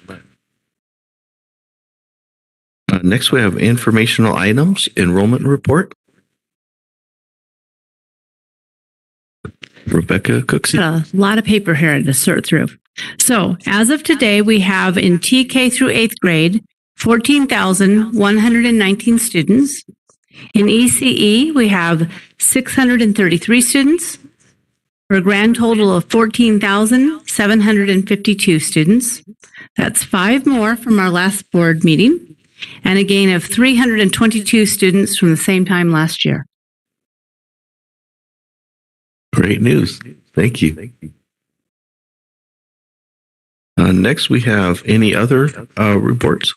No other items to share this evening.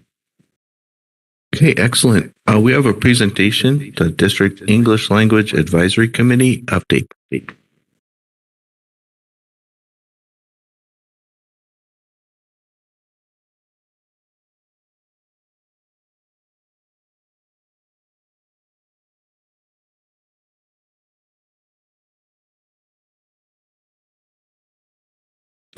All right, good evening. It's great to see everybody tonight.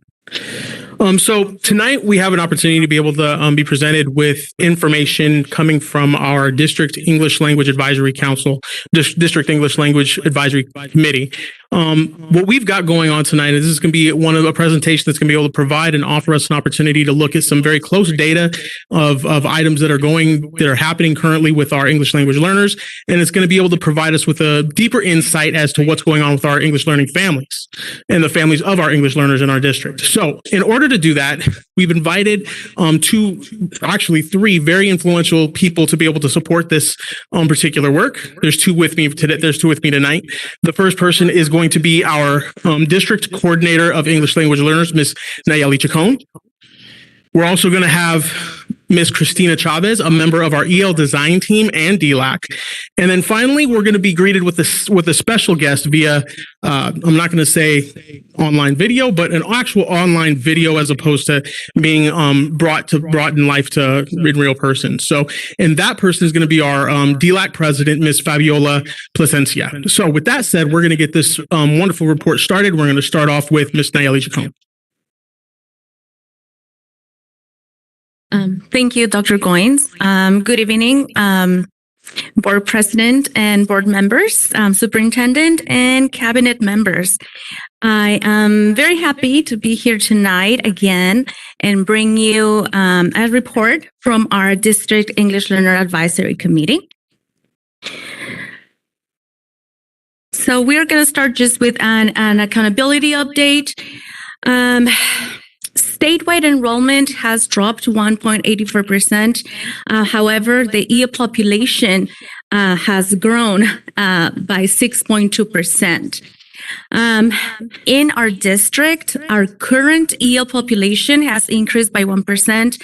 However, our reclassified student population has dropped 5%. That has to do with most of our reclassified students being in 8th grade, and so they moved on to high school. We currently have 16% of English learners in the district. We have 1,900 current ELs and about 500 students that have been reclassified, but we are still responsible for 4 years. Okay, this is the data from the mid-year assessments.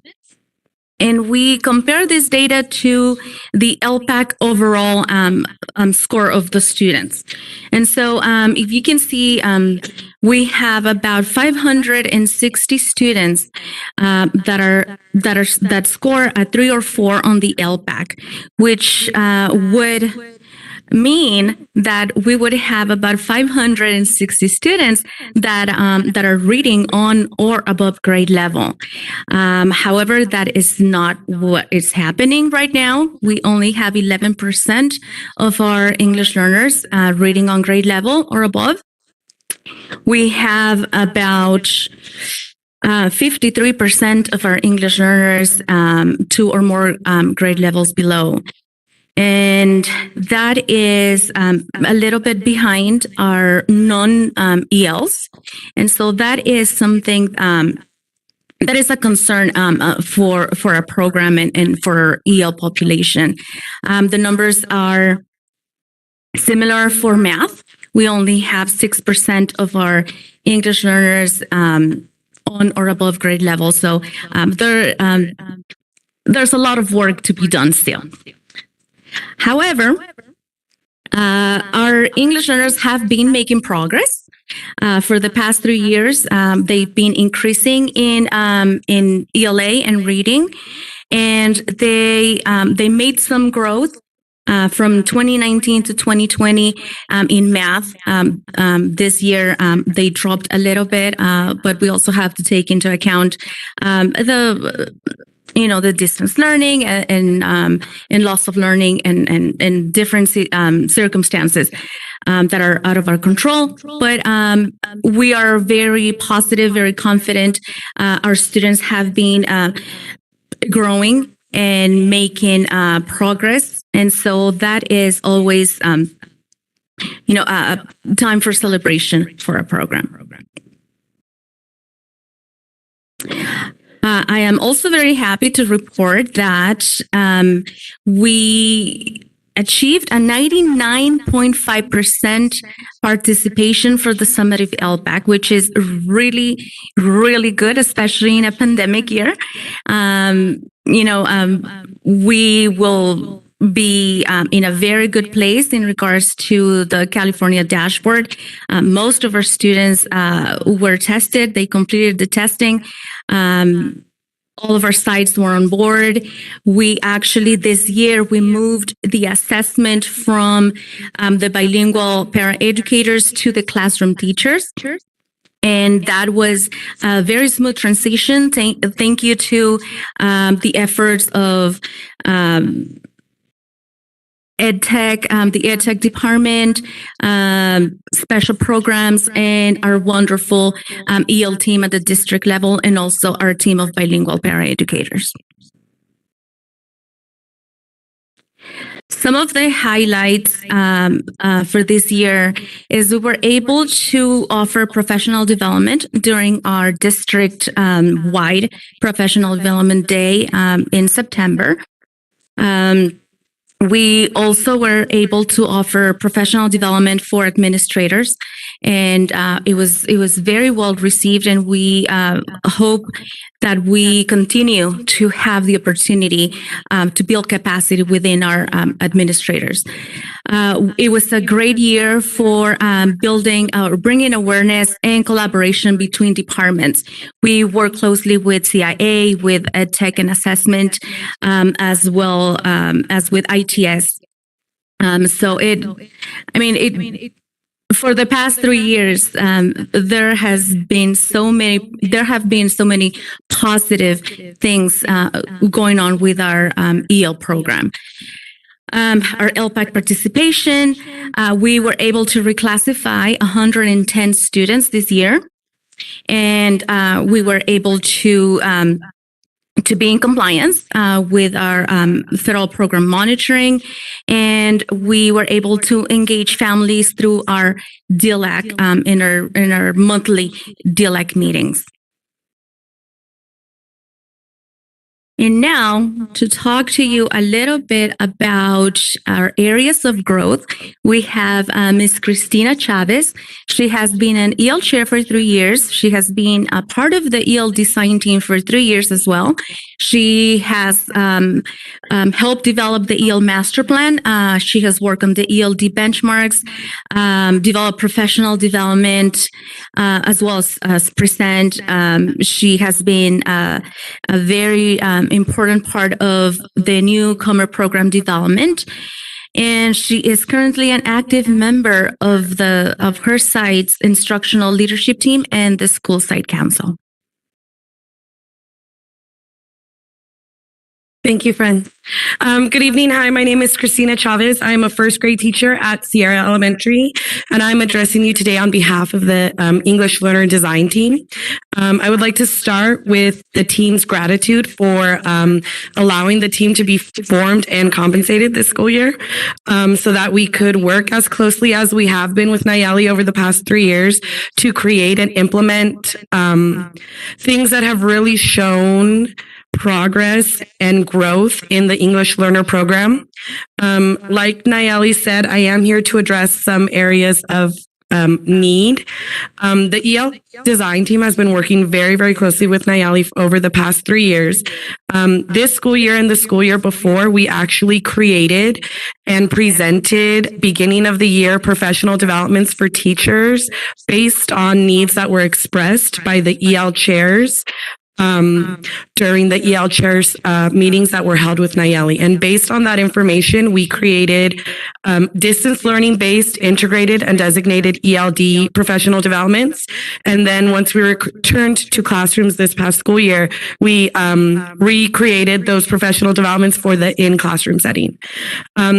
Based on those professional developments that we've held these past 2 years, we've seen a lot of feedback from teachers where they are asking for continued professional development throughout the entire school year.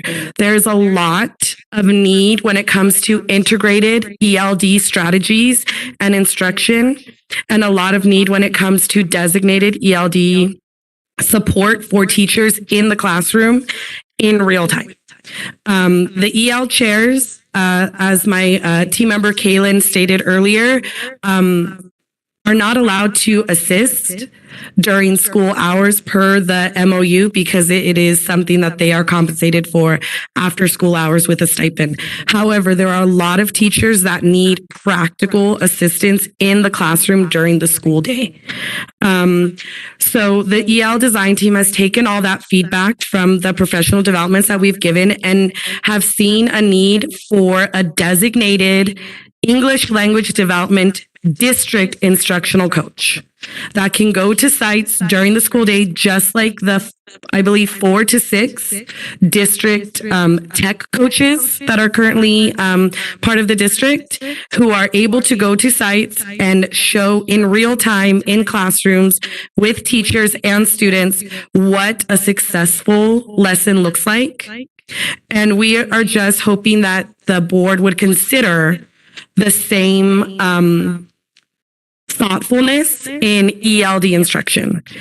You can see based on the data that Nayeli presented that over the past 3 years, we have shown growth, but there's also a discrepancy in the data where our students are testing on the LPAC at grade level, but when it comes to the district iReady assessments, they are not where they should be. There's no continuity between the results of the LPAC and the results of the iReady assessments. We've also seen that students who are reclassified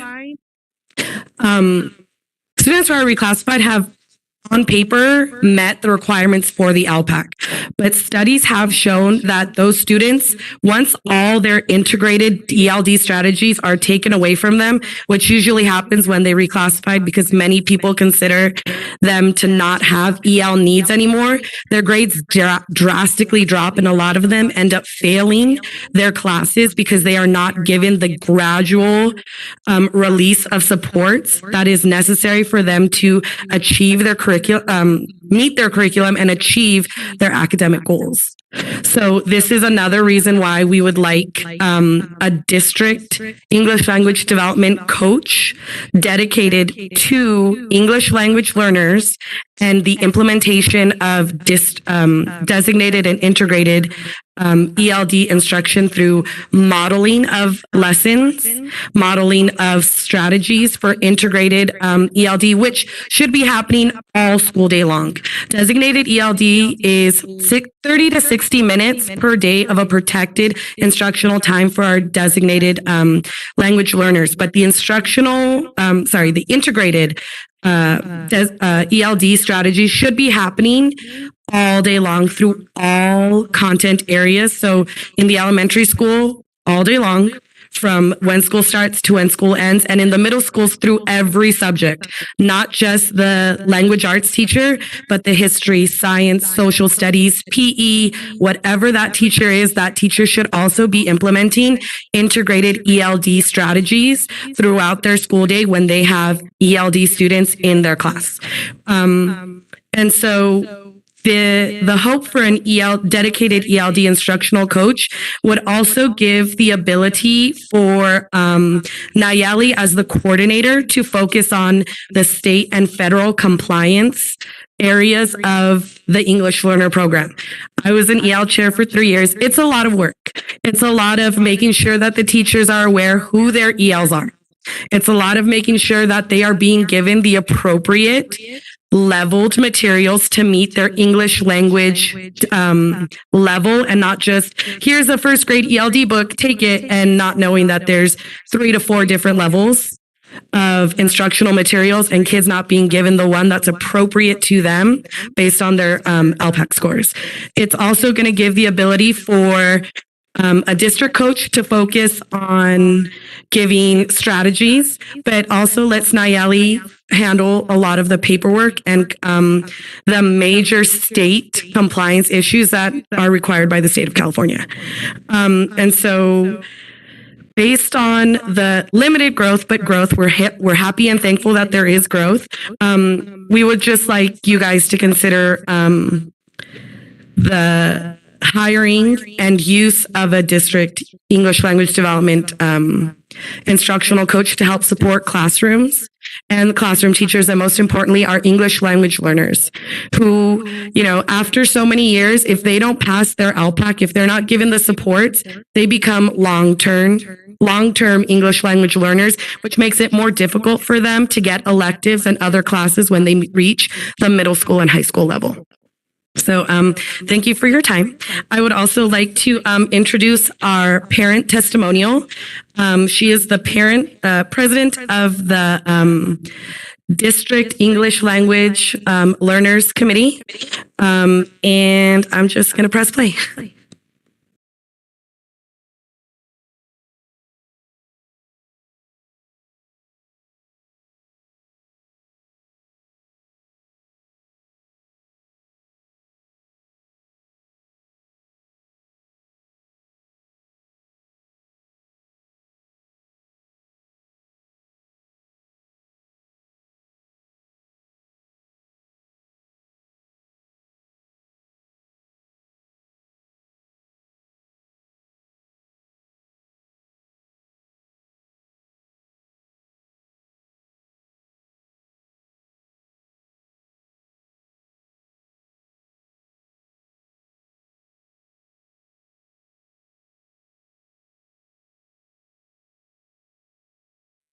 Buenas tardes, mi nombre es Fabiola Plasencia y tengo 2 hijos.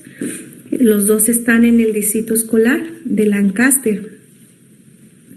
Yo soy una mamá que regularmente, ¿verdad?, asiste a las reuniones porque me considero que tengo ese compromiso con mis hijos para educarlos de la mejor manera que uno pueda y que obviamente las escuelas nos apoyan. Yo he aprendido muchas cosas asistiendo a las reuniones y voy a compartirles lo que he aprendido sobre el PAC, que viene siendo un examen que se hace a todos los estudiantes aprendices de inglés que inician desde el kinder hasta el 8º grado. Todo estudiante que ingresa a una escuela de California por ley debe de tener este examen. El examen tiene 4 criterios que viene siendo de escuchar, leer, escribir y hablar. Y a los estudiantes con necesidades especiales se le adapta el examen según la necesidad de cada uno de ellos. También hay 4 criterios para reclasificación. El primero viene siendo sacar un puntaje de 4 en el examen. El segundo, que el punto de vista del maestro. El tercero, la consulta con los padres. Y el número 4 es que en iReady comprendan y lean a nivel de grado. Después de reclasificar, se monitorea a los niños por 4 años y lo ideal es de que en la escuela elementaria ellos reclasifiquen para que posteriormente en sus siguientes grados ellos puedan tomar materias optativas, ¿verdad? Porque si no han reclasificado deben de tomar clases de inglés.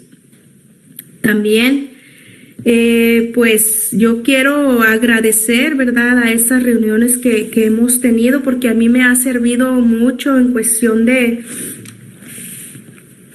cómo apoyar a mis hijos, las herramientas que nos dan en internet, que hay el examen de prueba y todos los consejos, todos los programas que hay en el distrito escolar, que a veces pues no asistimos a las reuniones, no nos damos cuenta. Entonces a mí en lo personal me ha servido mucho estas reuniones y pues les agradezco mucho. Muchas gracias.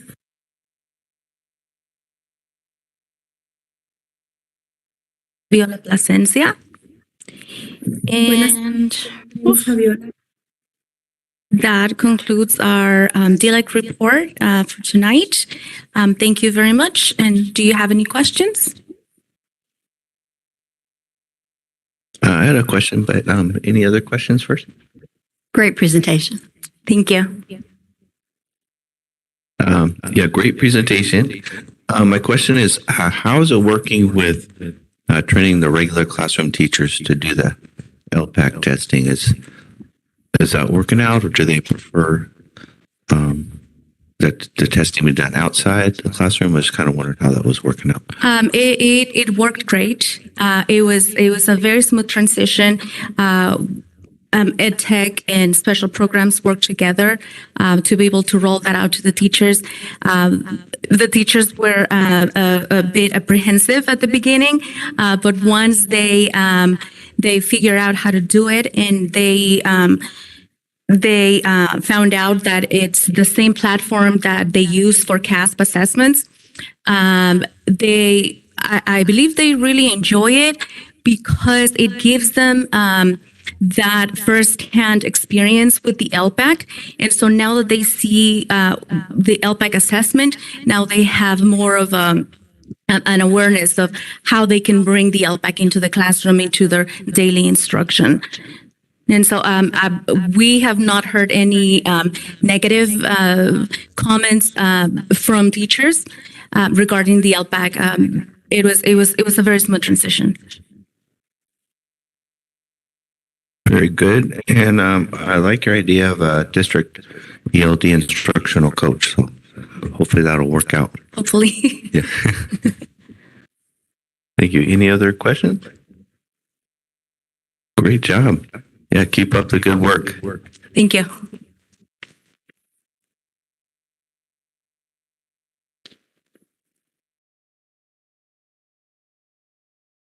Okay, next we have a presentation about local control and accountability, the LCAP update.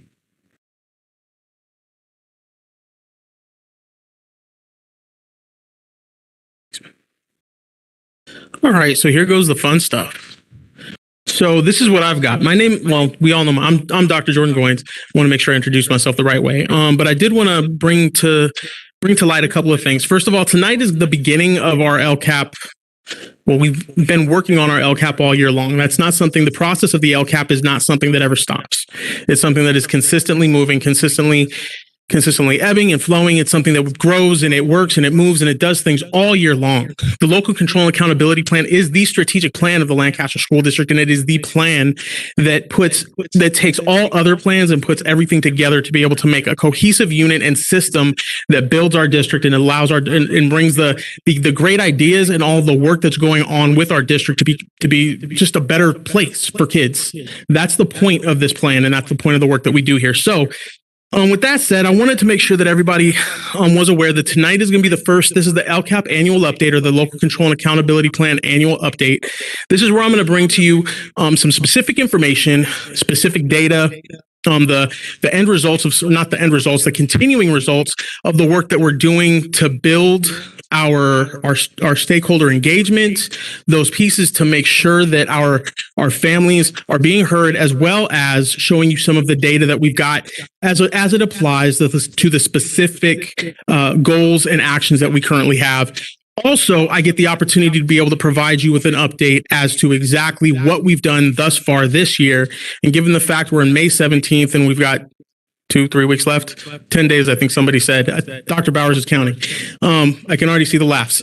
So with that said, given the fact that we only have a few days left, we're sitting at the kind of that back end of the school year. I think I can say that with relative confidence, and kind of give us some information as to where we're going and what some of the ideas that you will be seeing over the next few weeks might be in terms of what the local control and accountability plan will look like moving into 22-23. That's the goal of tonight. Which means that I skipped over the first slide and I don't need to read that now. Although I did want to make sure that this does provide that everybody does understand that we do have, this is the ability for us to show the community what the work that they've put into this. I do want to stress that this is not a document that lives in isolation, nor is it something that just pops up out of an office. This is something that the many people that are sitting in this office, I was about to say office, the many people sitting in this room, the many people who sit in our district site leadership team, the many people who sit in our superintendent's advisory council, our district English language advisory councils, all of the teams that we have in the district, the board, especially the board, all of you have the opportunity to provide the input and the impact to provide impact for this plan. So that's the point of this. And on top of that, this is an extension of the 2021-2024 plan. This is the 22-23 version. So I call this LCAP 22-23, I guess 2.0 or 22.0, I guess, something like that. So that said, just giving you a little bit of a background, you will recall that we have already provided the community and the board and Lancaster as a whole a pretty solid update as to where things were happening and what the work that we were doing having to do with the local control and accountability plan. And this was done through the supplement to the annual update that was reported on February 15th of 2022. So you'll remember that update was significant. However, there was a lot of missing data. So because we weren't there yet, we didn't have our youth truth data yet. We had barely just finished our iReady mid-year. So now we're in position to be able to take some of these pieces and put it together. So as the year developed, we were successful in continuing on our implementations in order to provide more stakeholder feedback, more information as to the wants and needs of the community, and continued clarity into the needs of the district. So this gave us the opportunity to continuously come back to the community with what we had and be able to provide and secure more information from them. And this annual update will serve to focus to have a focus on the data currently available in the plan for the developing local control and accountability plan moving forward. So I want to comment a little bit of the work that we do in building the LCAP and being able to get the LCAP moving forward is significant. A couple of the pieces that we did do in order to be able to get the feedback that we needed to be able to build this plan, we've been able to consult with families, staff in various forums. We've had focus groups hold focus group forums with our families and with our staff to be able to secure information, and they've been attended. We've gone through the District English Language Advisory Council and have it presented to the Superintendent's Advisory Council at this particular point. And then on top of that, and I think this is probably one of the most beautiful pieces to this because it didn't involve me. And I think this is the reason that this is the part where we went to our family ambassadors, those people that we've brought in to be able to support our families throughout the district. And we used those people, we worked with those people, and we trained them up on how to be able to provide their own focus groups on their campuses. One thing I've learned being in this position for the past 6 years is that teachers listen to teachers very well because they know that life. Parents listen to parents continuously very, very well because they know that life. And there's a connection there. There's an emotional, there's a social, there's a physiological, I don't know what it is, but it's a connection. So that's something that we were able to see that we've seen with our family ambassadors, that our family ambassadors have fostered with our families throughout our district. And I think that's really important. So what we did is we worked with our family ambassadors, train them up in how to be able to provide a focus group. Ms. Casey was instrumental in being able to support that. We actually started that work last year.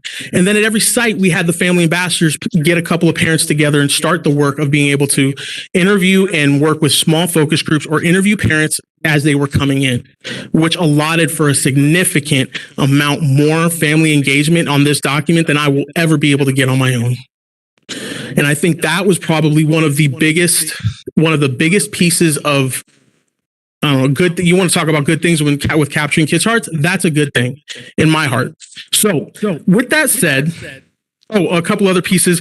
The data that you're going to see that's going to pop up on the screen in just a bit is going to be a lot of the qualitative data that we've received from these families, all the work that some of the high points that they've put in. So what I've done with this is that I've themed it out.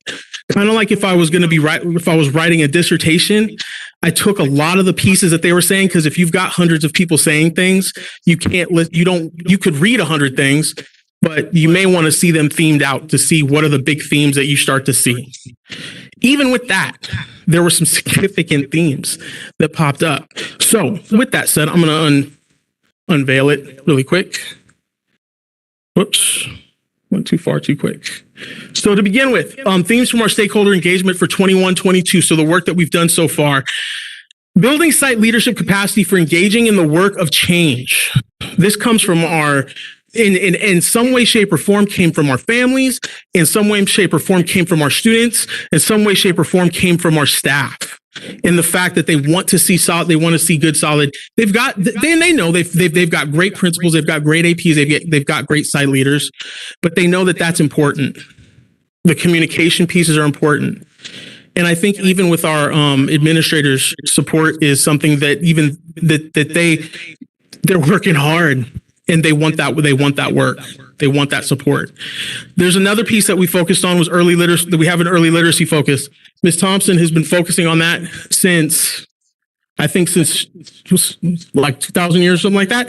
But she's been working on it forever. This is something that came about specifically from some of the work that we've done with some of the various literacy grants that we've secured. Ms. Grooms, you've been instrumental in supporting us through the Rotary Club, so thank you so much with that. But we've got a lot of work with our comprehensive literacy student development grant. Okay.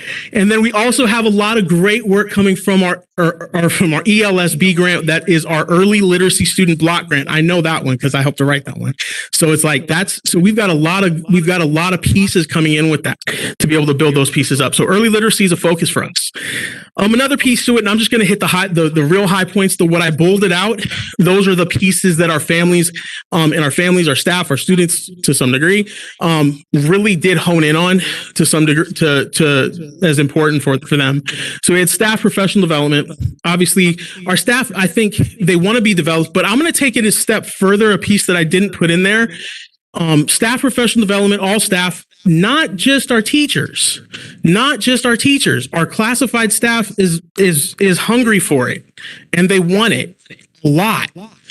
Like that was a huge theme every time they were the most, like when I did the meetings, they came to those meetings and they would sit there and they really did focus and that they honed in on that.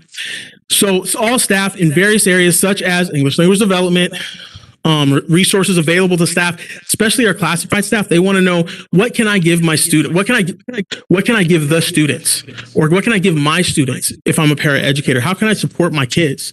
Work with specific student groups and district initiatives. That was another piece that was really big. That was significant. Now I want to put a little add-on to that they focused on. They also said from our teaching staff was, we want time. We want time to be able to do that work.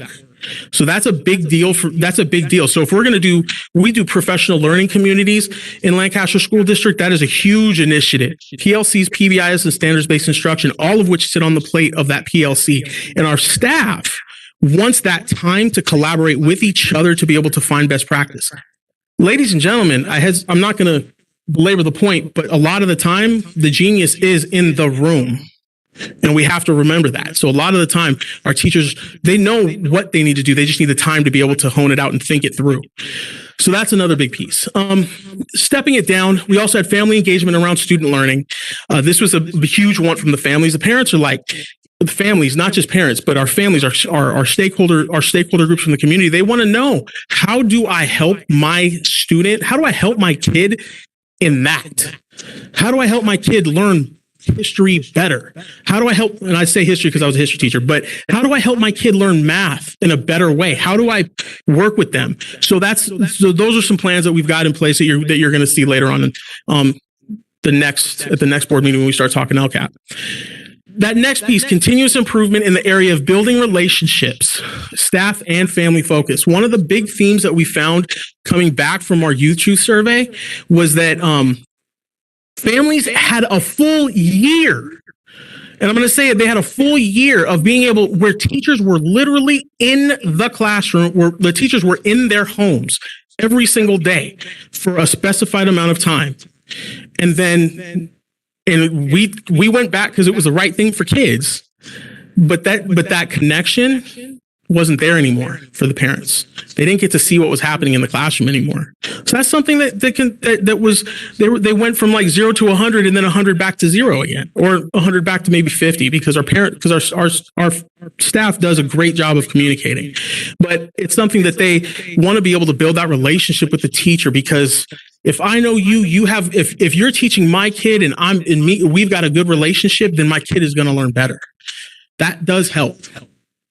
And then we had access to enrichment, specifically, and I think Mr. TB, you had brought this up earlier on in the year. Access to enrichment, specifically arts, music.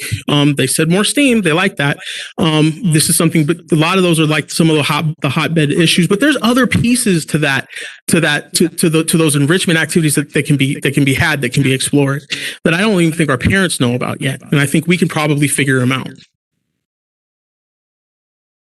All right, a few more. I'm not going to belabor it would be criminal of me to look over the idea of social emotional health of our students. All of our families they know our kids, they're hurting. A lot of our kids are hurting. We do have a high population of students in foster. We have a high population of students who are homeless. We have a high population of students who are coming from low socioeconomic situations. And all of our families know that, and they want to see support for our students because of it. And then there was also the ideas of maintaining a clean and orderly environment, keeping class sizes small. I think I brought that to light at the mid-year update that I sent you earlier on. So those are some of the main themes from our stakeholder engagement. So for right now, what I want to do, just because I know that that's a lot to take in, I want to ask, are there any questions? Say again? You got it. So I'm being entertaining tonight. Okay, good. So the next part is our needs analysis. It went a little faster than I wanted it to. Now, I'm only going to highlight some of the pieces that are new in terms of the work that we found, out over the last couple. So I do want to go over, remember, CASP is not going to be available till winter, like December is when, or actually fall. Sam. Fall, CASP. So it'll be available in the fall. And then, so we've got CASP will be available. The information will be available in the fall. But our mid-year has been available, and we were at the mid-year administration of iReady, we were at 24% at or above grade level standard. Now, the good news behind that was that we started at 9% in the fall. So by the mid-year, we were at 24%. And I'm not going to say anything too crazy because I'm going to get myself in trouble, but I'm going to say it anyway, just because I think it's the right thing to do. Just looking at some of the data that we're looking at coming into this last administration, I think we're going to see some higher gains, some bigger gains. Even coming from this, I've been keeping an eye on it daily just to see what's been happening. So that's what we've seen in terms of the iReady reading overall. Our iReady math overall, we saw a gain from 8% to 13% from the fall to the winter. So we did see some forward growth. Again, remembering this is a pandemic. We're coming out of the pandemic, and students have had the year where they were they were not in-person instruction. Some things that I do want to point out, and I want to make sure that we're all in a solid place on this one. Our Youth Truth Student Academic Challenge piece. I think last week I started talking a little Youth Truth with you. The academic challenge talks about rigor and relevance. Does the student who's taking the survey, do they look at their learning as being rigorous or a little difficult? But even though it's difficult, it's still relevant to their life, and they see the connection. So with that, this particular as an overall as a district, this dropped a little bit from, I believe, a 2.52, and my face is in the way of the last number. I can't see it, and I need glasses probably. From a 2.52 from a 2.5 to a 2.52 from a 2.62 in 2020-21. This is for elementary schools. So I want to explain this to you just really quick, and it makes everything else go faster. When we're talking about the elementary school piece, they ranked between 1 and the kids were able to pick a number between 1 and 3. How good how hard is school to you, and how relevant is school to you? Questions such as that. They came in at a 2.52 this year, whereas the year before they were at a 2.62. So we're still sitting at that 2.5 range, which is still it's in a decent place, but it's still something that we don't want to see. We don't want to see things going that way. We want to see things going that way. So we want to see a little bit of growth there. So with our middle schools, it's a little different. They decided because our middle school students are a little bit more robust in their ability to understand language and do certain things in terms of an assessment, in terms of surveys. they score between a 1 and a 5. So it gives a little bit more of a room. Our middle school students were sitting around a 3.68, but this is down from a 3.88 the previous year.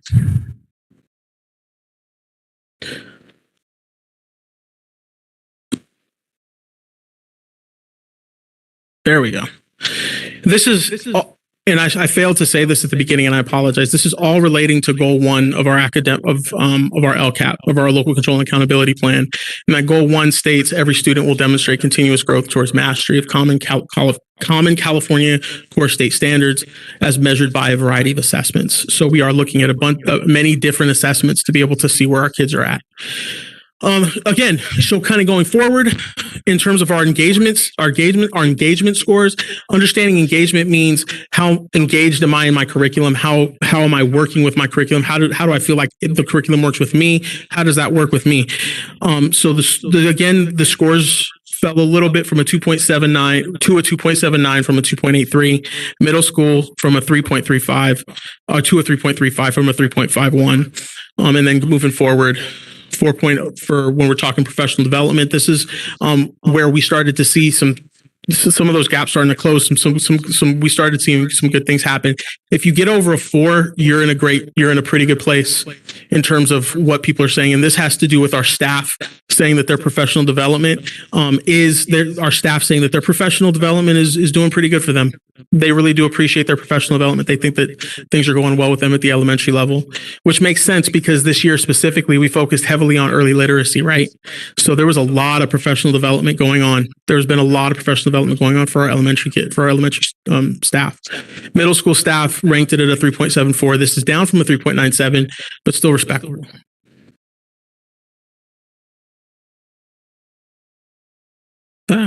So yes, ma'am. Sorry. Is the elementary level, because it's staff, is that a 1 to 5 scale? Once it gets to staff, it's a 1 to 5 scale. Thank you. Yeah, sorry about that. I should have explained that as well. The only people that are scored at 1 to 3 are our elementary students, and those students are from between grades 3 and 5.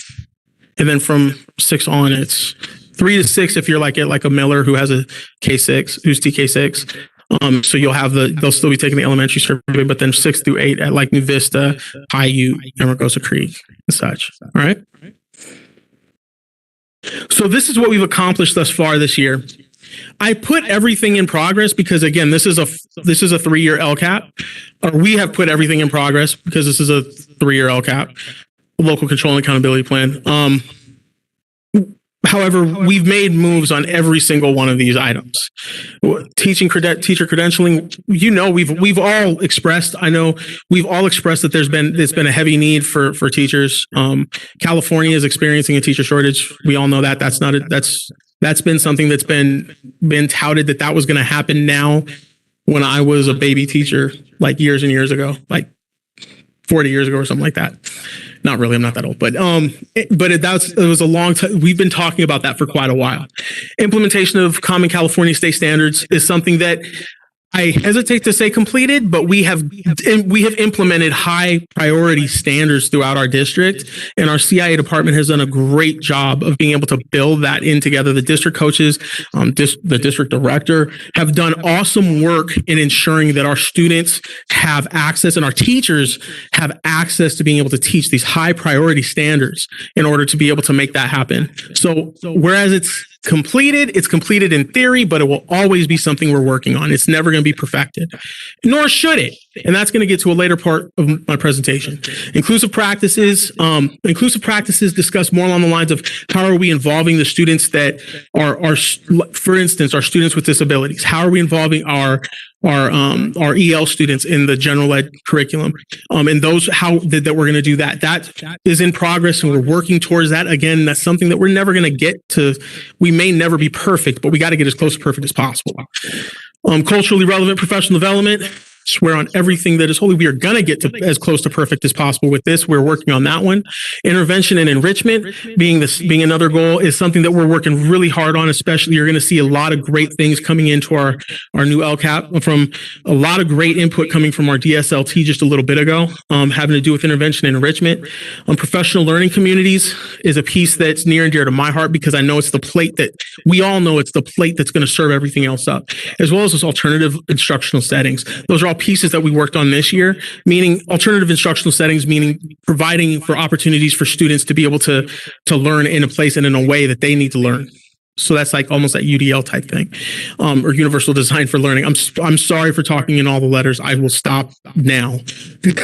But that's one of the things that we're focusing on. So what have we really done? We've done a lot more than this, but this is some of the highlights. Some of the highlights. High priority standards is a focus. There's not one teacher in this Lancaster School District, not one teacher in the district, not one principal in the district. There's nobody in this district that doesn't know that high priority standards exist within Lancaster School District. And they know and they know what they are, which is huge, and the purpose of them and how that's going to get our students from point A to point B, and it's going to do it faster than doing it in a rhythmic way of just teaching lesson after lesson after lesson. It's very targeted. Another huge piece that we have is that beginning to align standards and grading practices, or beginning to align standards and grading practices. That standards-based grading, which is more importantly comes from standards-based. It really does hone in on that standards-based instructional piece. So how are we teaching with standards in mind? Because grading is just a result of the teaching, right? It's not the other way around. You don't focus on grading, you focus on how you teach, and the grading comes as a result of that. So that's another huge piece. MTSS, or multi-tiered systems of supports, para-educators has been a significant support to specifically our K2 teachers. In some schools are up to third grade, but our K2 teachers we've put together a solid, I know this because we've put together a solid plan, a solid resource book to be able to provide the support that our principals and our staff need to really be able to do that work well.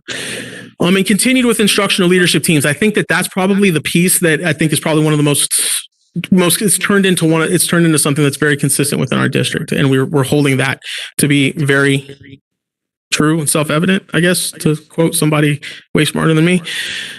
So jumping into it, I want to jump into goal 2. So that was goal 1. That's where we're at in some of the pieces that we've got. So jumping into goal 2. Goal 2 talks about equitable learning practices and positive learning environments, and it says that we will provide the necessary resources and supports to create and maintain positive learning environments to eliminate barriers to success for all students. So we're going to do it for all students, the focus always being all. One of the pieces that's significant here is that when we're talking about all students, we're talking about everybody. We're talking about our English, from our English language learner to our student with disability, to our student with disability who happens to be an English language learner, or our English language learner who happens to be gay or gifted and talented. All of those pieces fit together. So it's like that idea of really focusing on all. So some of the data that we have here. A lot of this data drops into some of that suspension piece, some of those suspension pieces. So right now, we're looking at sitting around a 7.74% suspension rate per Lancaster Interactive Dashboard. So I can't pull that from the California dashboard, but Lancaster has come up with this wonderful interactive dashboard that we're actually being able to use to pull data, and we can pull it quickly. So that's where I'm pulling the data from on this one. We have, for expulsions, we've had 5 total throughout the school year. At the mid-year, we had only had 3. At this point, we're at 0.03% in expulsions, which is good. Yeah, 0.03. Apologize for that, but right, 0.03 expulsion rate. So in terms of our English language progress indicator, because again, we're talking about our English language learners here, we're 30.2% LPAC level at LPAC levels 3 and 4, 11.6% on or above in iReady reading, just like Mr. Cohn just already has provided information for. English learner reclassification currently is at 6%. Last year we've pretty consistently performed out as we're taking the LPAC. and we've had that reclassification in place. We've scored above the state and the county, and that's been pretty consistent.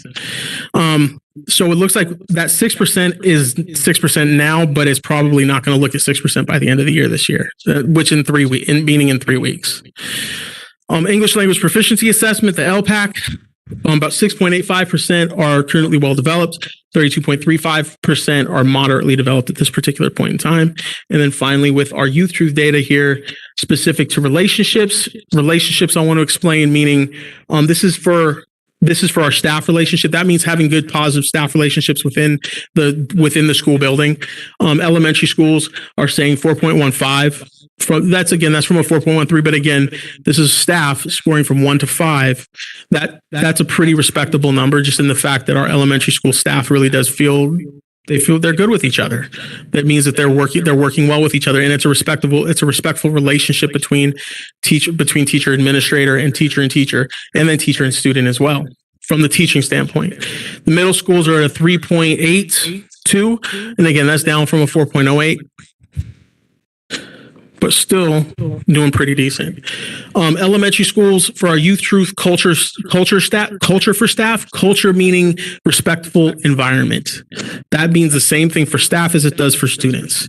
So, and they're saying that they're seeing a respectful environment. Elementary schools scored at a 3.94, middle school scored at a 3.5. And I gave you the comparative as well there. With youth truth relationship measure, this is for the students.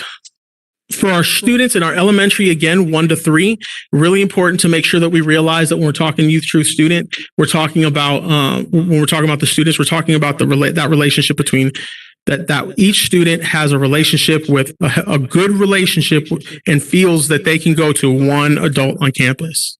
That's what that means. So elementary says 2.7, middle school says 3.37. I feel like I'm saying survey says. I'll stop that right now. But the data is basically saying that we've had some declines in that area. And again, thinking back to when we were in that pandemic, remember the context of that particular piece and the fact that our teachers, they were in school for a specific amount of time, and then they were contacting kids and parents for a good portion of the day. So there was a lot of that one-to-one connection. So we have to take into context with that. We have to take that into context.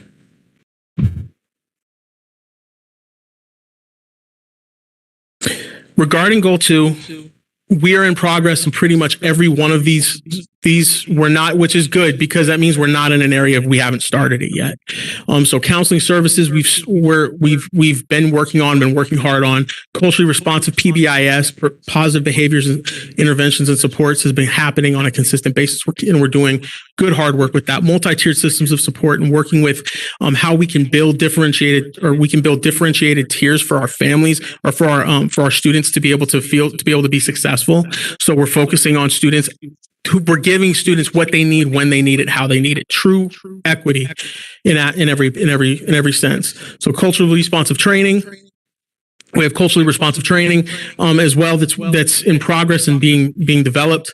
Extended learning opportunities. This is going to change in the next local LCAP, and it'll become expanded learning opportunities.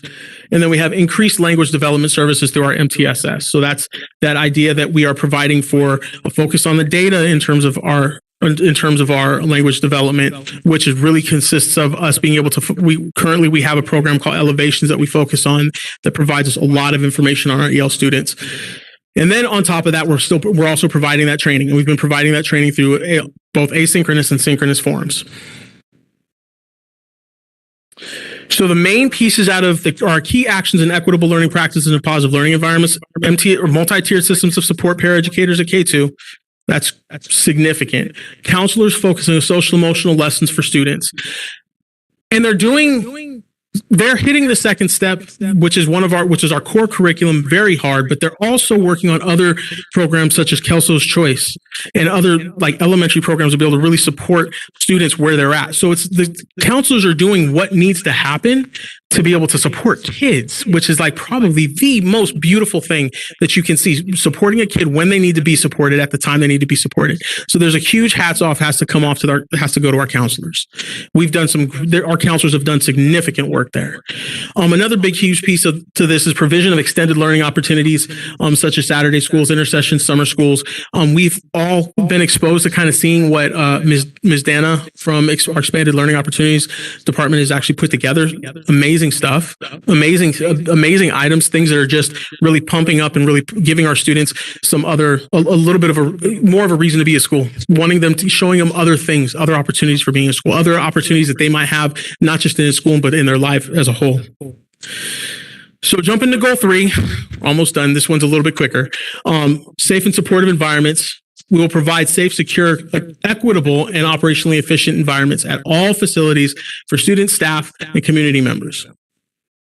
So in this particular one, chronically absent, because that is reflective of how students might feel. I'm going to skim over that one, but it is currently at 46.2%. I do want to celebrate that a little bit because the last time I talked to you about this, it was at 49.07%. So we've actually dropped a little bit. So that's actually, it's a move in the right direction. Now, considering we want to be closer to that 8%. That's kind of where we're trying to get to. And in a normal year, when a lot of these things aren't being done to us, we'll be able to have that. That'll probably be there. Our current attendance is sitting at, as of today, was sitting at 88.04%. I wanted to give you the most recent data. So we're sitting at about 88.04%. We want to be at around 96%. That's where we're trying to get to. So where we have expanded, we have more kids coming to school, more students coming, we have more students enrolling in our schools. That doesn't mean that we have them coming to school, and we want them here. So youth truth data here for our staff safety. This is self-explanatory. Elementary schools, we're sitting at a 4.11, which is good. Our elementary school staff thinks that they're perfectly safe, or they're saying school is safe. For the most part, that's good. Middle schools are saying 3.37. That's down by a little bit. However, a lot of these pieces play into the ideas of some of the issues with the pandemic and things, especially specific earlier on. And again, February, remember we administered this assessment in February, and I think we had just come back in January, and then Omicron came up. Yeah. So now that was kind of the thought process there. Youth truth family safety measures. Families are saying a 3.64 for our elementary schools, and middle school about 3.29 for our families. And they're also 1 to 5 as well. So goal 3, what have we implemented? So facilities being safe, supportive, those kinds of pieces, the actual facilities, the hardcore pieces, we're in progress with that and building those and consistently building those and making it better. Technology systems, providing technology systems. Thank you, Ms. Cooksey, and being able to make sure that we've got to making sure that our students have access to technology on a consistent basis, some to 2 to 1. Support personnel, safe schools, making sure that we have the adequate support for all of our people in that level. The idea of having safe schools, meaning that we're more focusing on the actual pieces that make the school safe, you would say the play works, the programs that are helping our kids be in or play in a safer place. Alternative educational programs. We're sitting at the area where we are completed and in progress. Again, I put completed, but we're always in progress. And safety professional development. So Ms. Sampson has been instrumental in making that happen. And district communication systems, that is embedded in there. We know that that's there. Thankfully, we haven't had to use it too much. The last piece, this jumps into some of the big work being done here. We have been utilizing and creating systems to identify students who might be in danger of being or who are considered chronically absent. We have systems in place now that address if a student is chronically absent. And in a normal situation, it would be a whole lot easier to be able to identify, bring them back, and be able to work through those pieces. However, again, context is key. We have to remember that. The second piece, Playworks, has been utilized at many school sites. I can say one school site who's gone. Sierra actually had Playworks, has Playworks, and it's a program that has revolutionized the work of that campus. And I've seen that personally. Last goal 4, family and community engagement. We will build positive partnerships with families and the community by increasing participation and active involvement on campuses and the site and at site and district events. So really allowing our families to have that access to being able to work with our sites and have those pieces, or have the ability to gain capacity and be able to grow their own capacity to help their students. This is all based on youth truth, mainly either staff or family. And a lot of these pieces of relationship, culture, communication, or relationship culture, staff measure, or the staff measure for engagement, all come down to the fact that for the most part, we're sitting in an area where our families do feel like we're giving them some of what they need, but we need to give them more. That's basically the message that we're getting from the families. And that's actually there in qualitative and actual words where they're not saying, but typing it out and saying that they really do want to figure out how to help their student be stronger in their academics. In terms of our goal 4, we have increased family engagement. It's in progress. Again, we've only been able to recently start bringing parents back on campus, and we're so thrilled with that. We're so thrilled with that. To see promotions, 8th grade promotions happening soon, it's a wonderful thing. Family Resources Welcome and Wellness Center. We have wonderful people at our Welcome and Wellness Center. We have wonderful people at our Welcome and Wellness Center. Say that 5 times fast. But we've got some significantly awesome human beings doing some great work with families that would generally not get what they get if they didn't have somebody like we had at our place. I'm just going to call her out. Ms. Juarez has done extendedly great work. Parent training, and Dr. Bowers in hooking up the resources and getting those things. Baby to Baby was amazing. Parent training, we've extended and kept even during the pandemic and even outside of the pandemic into this year. Our parent training still happened. We were still doing parenting partners. All our sites were all doing it. Some of them were teaming up and doing it, but it was getting done. And that's a beautiful thing because you've got parents still being trained and getting that particular piece. Family translation services happening at the site. We're looking at a different way of doing that and moving into the future. Family ambassadors, those people are some of the, again, kindest people that exist, and they have literal hearts of gold. I want to point that out. They have literal hearts of gold. I had the ability to spend time today with a couple of our family ambassadors. Almost brought me to tears just how much they want to see good things happen for their communities, not just the kids, the students especially, but their communities. And I think that everything that we ever wanted for that particular position, and they want it too, and they want to do that work. School-sponsored family events, now it's happening. And on top of that, there was things happening during the pandemic, even during the pandemic. So there's still things that were happening in those areas. Some of the high points. Family ambassadors have supported families regarding various areas. Again, we do have parenting partners. We have supporting families in danger of chronic absenteeism, securing family voice, increasing school site council, English language advisory council attendance, and making sure that those things are happening. Parenting partners has continued at sites, like I said. We began work with Scholastic this year with the CSLD grant, or the Comprehensive Support Student Literacy Development Grant. That's been a significant piece, and that particular piece has allowed us to start doing being able to start doing some audits at some of our sites in terms of family engagement, specific to Monte Vista, Jack Northrop, and Mariposa. Leading for Equity team evaluation of family engagement at their sites. So even our Leading for Equity team, that team that meets on Saturdays, is still getting together to be able to do that work, to be able to build up, to be able to see what's happening at the site so that they can improve what's happening at the sites. You don't know where you can't go unless you know where you've been, you don't know where you're going to go. Or you can't even make a path. And the Leading for Equity team has provided for increased review of our family engagement framework as well. Those are some of the high points. So this is the fun part. Enjoy the journey ahead. The best is yet to come, because on June 3rd, I get the opportunity to actually present to you in a much shorter presentation, the actual work that we're looking to try to moving into 22-23. So I wanted to be able to prep you a little bit, to give you a little bit of understanding as to what some of those pieces are. And these are pieces that have been discussed through DSLT, pieces that have been discussed through a lot of the family groups, a lot of the pieces that come back down to it and that have started to manifest themselves into our LCAP. First of all, building leadership capacity. We do a lot of work to ensure that our teachers have support in terms of building capacity through our site coaches, through our district coaches, and all those areas. Our leaders need the same. And I think that that's something to really to really hone in on. Our teachers come to us very strong, and they still need support.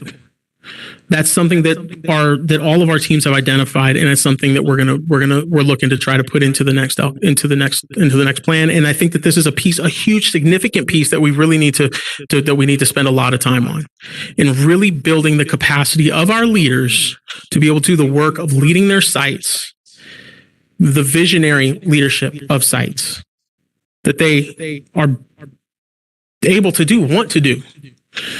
So we're going to support in building structures that allow for leaders to grow. We're looking at tiered levels of support based on school needs and collaborative structures at the site leadership that real focus on the school plan. That school plan has become is huge in our district, and we've made it significant. So we're going to keep that focus. That seeds site administrators, professional learning communities. We give our teachers opportunities to have professional learning communities in supportive settings all the time, through our time for sports for learning, or our time with our targeted Tuesdays, or our Tuesdays, our Pink Tuesdays. Our site leaders need the same, because again, I'm going to bring it to you. The genius is in the room. And I think developing those structures, it's not me who thinks it, but developing those structures is what's going to make a huge difference in our district. And many of our stakeholder groups have said the same thing. The second piece is early literacy and growing our district capacity to ensure that all students read before the third grade. And I'm just beating Mr. Thurman to the table on this one. We said that first. And I think that it's true. But we need our kids reading before the third grade. We know that. And that's going to be a huge focus for us. Increased accountability for student outcomes. So if we're going to provide support, then we need to provide the fact that we need to get that there's going to be accountability for that, for the work the outcome work, the work that we want our students. We need to know where our students are going to be. We need to hold people accountable for getting them there. But that goes from the teacher to the administrator to the director of special programs. We're all responsible for that. We're all responsible for that work. So I think that increased accountability for student outcomes and making sure that we're consistently coming back and checking the fact that, yes, we need to have people who are coming back and checking, this is what you said you were going to do. Did you do it? Did it work? If it didn't, what are you going to do different? If it did work, how are you going to do it better, or exasperate it, or make it go faster? How are you going to make it work the best that it can? So that's another huge piece. I want to get into this for just 2 seconds. The grant management. This is more inclusive than just grants, because when we're talking grant management, we have the comprehensive support, the comprehensive literacy student development grant through LACO. That's a piece that requires a whole lot of work in terms of maintaining documenting the actual work that's going on, that's happening. So that's a piece that's some of the work that you're going to see in terms of the LCAP. We have the early literacy student support grant. So that early literacy piece still sits in there, and we need our leaders to be able to support that work effectively. We have the CSACE grant that you were provided information on last week, but then I'm going to take it another step further. What about Title I? That's a grant. Title II, Title III, Title IV. All of this money that we see is coming to us comes to us based on the Con App, but it's still money that we have to be able to be very judicious in knowing what we're doing with it and how we're using it. And then on top of that, I'm going to take it like this, using it the way that it's meant to be used, because the state comes back. And I'm going to jump on this one, because next year we're going to be monitored by the federal government. We were made aware that we're going to be monitored by the federal government through an FPM. Generally speaking, we've been very successful. I think this is the first time that we've come to the board and said we're being monitored by the federal government, but we are being monitored by the federal government for 22-23. We've been monitored in the past, and we've done very well. And that's hard work. And we want to make sure that work is, that we're still doing that we're being able to, with the increased requirements to be able to make that happen. There's a lot of pieces that have to fall into place, especially next year, because a huge piece of what we've been working on and focusing on has fallen under those ESSER 1, ESSER 2, ESSER 3, ARP, all the other letters. And I really don't know what all those mean, but I know that they mean money. And all of those federal dollars require a significant amount of tracking and making sure that things are in place. and proper use of. So making sure all those pieces are in place. And we already know that the use is there. It's just a amount of being able to document those pieces. So then the next piece is active monitoring of programs in schools for continuous improvement. You may never get to 100%, but that never means that you stop trying to get to 100%. And then go past that. You're consistently trying to do the best that you can. We have comprehensive support and improvement schools. Currently, we have 3 of them within our district. That is a school that has been found to be from the federal government, from the federal side, because we're accountable to the federal government on this, to be able to be having some issues that we need to resolve, that we need to work on. We've identified those needs. We've done that work. You've had Ms. Wetzel come through here and she's told you what we were doing with some of those pieces. We continue to do that work and we need to do that work in-house. Additional targeted support and improvement. That means that a student group is not doing well.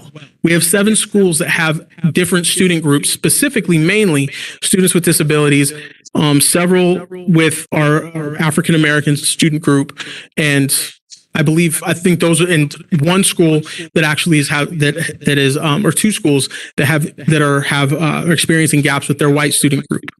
So in all of those groups, that's the focus of working with that particular student group those particular student groups, the school itself to be able to work to be able to increase the achievement of those groups. That's got to happen because we have to get our schools out of ATSI and out of CSI. Now there's money tied to CSI, no money tied to ATSI, that additional targeted support and improvement. 6. The next piece you're going to see in the LCAP, that's looking like you're going to see in the LCAP, expanded learning opportunities. We have been able to collaborate with the Expanded Learnings Department this year and have been able to include them and bring them into the LCAP. Generally speaking, they've always been grant funded through either ACES or 21st Century, and now we're in a place we're able to. And now the Expanded Learning Opportunities Program, that funding as well. Now we're in a place where, guess what? Supplemental concentration has to be a support to them. So that's another piece. Another piece that I want to make sure that I didn't write up there, but we are going to be focusing on and I want to make sure there's evident, is the fact that the district currently is our district is currently in differentiated assistance as well, which also requires district continuous improvement and focus on district continuous improvement. So that's another piece to it. And then finally, number 7, and I know this is the big one, and Ms. Fountain, I hope you're listening right now. Universal Transitional Kindergarten. We're putting that in the LCAP. It's going to be sitting in there. It's going to be sitting there. It's going to be something we're going to be working on, tracking, and making sure is working for make sure it's working for our babies, making sure that it works for our kids. So with that said, continuous improvement. This is my quote for the night. This is my launch. Ms. Casey would be happy with me. Continuous improvement means that we never perceive current success as our final achievement. I want to make that absolutely evident because even when we get the stuff perfectly right, there's always room to be able to make it better. And I want to make sure that we're consistently doing that. And we need to do that with the right resources, the right people in place to be able to make that happen. So with that said, are there any questions? That's the end of my presentation. Are there any questions? Sorry for the length, but it was good stuff, wasn't it? Yeah, great presentation. Very comprehensive. I do have a couple questions, but any other questions, comments? I had a couple. Great work throughout with our progress with the iReady and professional development and everything. One of the questions I had is one of the goals for suspension rate was like 0.1 or 0.01%, I think was the goal. That was for expulsion. For expulsion, that's right. Expulsion, yeah. And I was kind of curious because, we only had 5 expulsions this year with almost 14,000 students, but our rate is that comes out to what, 0.08 or something? 0.03. 0.03. Okay. I've done the division on that numerous times, and maybe I'm screwing it up. But I thought, every time it's coming out to 0.03 because it didn't. Every time it comes out to 0.03 at this particular point. And in truth, we were at that particular point at time, and now everybody's checking their calculators on their phones now. This is great. Good math lesson. But I guess my point is, throughout past like 10, 20 years, I'd be curious what our expulsion rate has been. I mean, that seems like a very difficult number to get to. And I'm kind of wondering how we came up with that number as the goal. Is that a county goal, or I was kind of wondering how we came up with that? So, Mr. TP, we're generally sitting at about a 0.01%. That's generally where we've sat. That's usually where we're sitting around, and sometimes it's less, sometimes it's more, depending on the school year. And we do a great job of other means of correction in being able to make sure that we provide students with opportunities to be able to be successful in learning environments that allow them to be successful. So we do a great job. I tout our district. This is where I would really speak highly of the work that Julie Utzler and her team have provided. We've done a very good job of making sure that our expulsion rates stay significantly low. However, it happens, and there's certain things that you don't have the opportunity to go this way. You have to go this way. You don't have the opportunity to go that way. That you have to do certain things with. So, generally speaking, we stay at a 0.01, which is why we've always kept that 0.01 as the goal. That's usually the goal. Okay, good point. Next one is what's going on with the SAR board? Are they doing follow-ups with attendance? I kind of seem like they're like, is that a county board, the SAR board, and how does that work? Because it kind of seems like that's kind of slacked off since COVID. I'm kind of wondering if they're going to kind of do more enforcement with that. So I'm not can I take a stab at that one? Go right ahead. Okay. I'll jump in if needed. So the understanding currently is that they have laxed a little bit. And remember that when we're talking chronic absenteeism in attendance right now, you're talking about kids who may be in a specific situation where they had to be quarantined for 10 days. That 10 days. Like, it takes 18 days and you're considered chronic absenteeism. I have two of those. My own daughter was quarantined for like 5 days or 6 days because she was exposed at the very, very beginning of the year. So part of that has to do with some of the policies that the state or that have been put in place, mandates that have been put in place outside of our control. And I think that's why the SAR board has actually said is kind of backed off. And they've said, we're not coming after people. Am I close?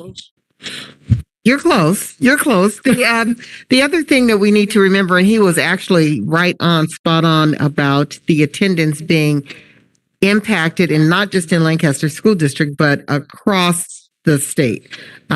We have just been devastated because of contact tracing requirements and mandates that have to do with isolation and quarantining.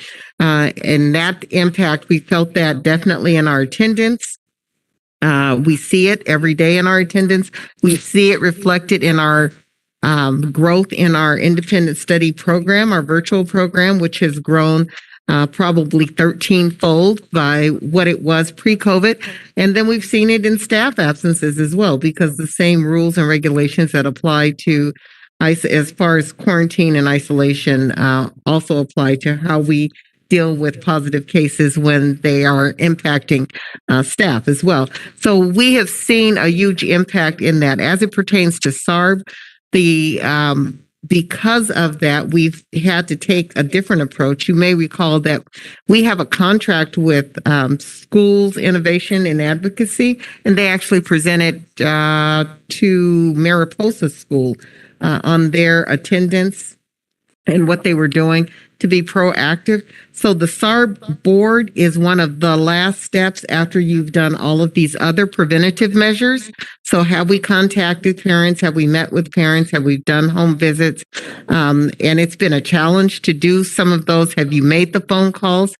So really getting all of our attendance teams back up at the site level to do all of that work before you get to a SARB board has been one of the critical pieces. And then lastly, that I will just add, one of the other pieces with the SARB board, because we have a counselor and special assignment, actually twofold, a counselor and special assignment. So we've had to fill in a little bit of that work because we see that the need has changed since we originally started that. And then lastly, the district attorney's office supporting that work down here in the Antelope Valley is still difficult because of the heightened need across the state of California with attendance. So I'm sure you see the similar things, I'm sure, over in East Side, but these patterns are not unusual or unique to Lancaster School District.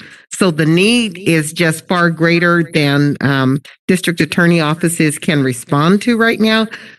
However, with all of that said, we are looking forward to and hopeful that as we look ahead, that the isolation and quarantine restrictions will not be the same as we look ahead into fall, and that we are going to re-emphasize and kind of reboot, get a jump start on our attendance teams at the school sites with a super strong emphasis and focus on that.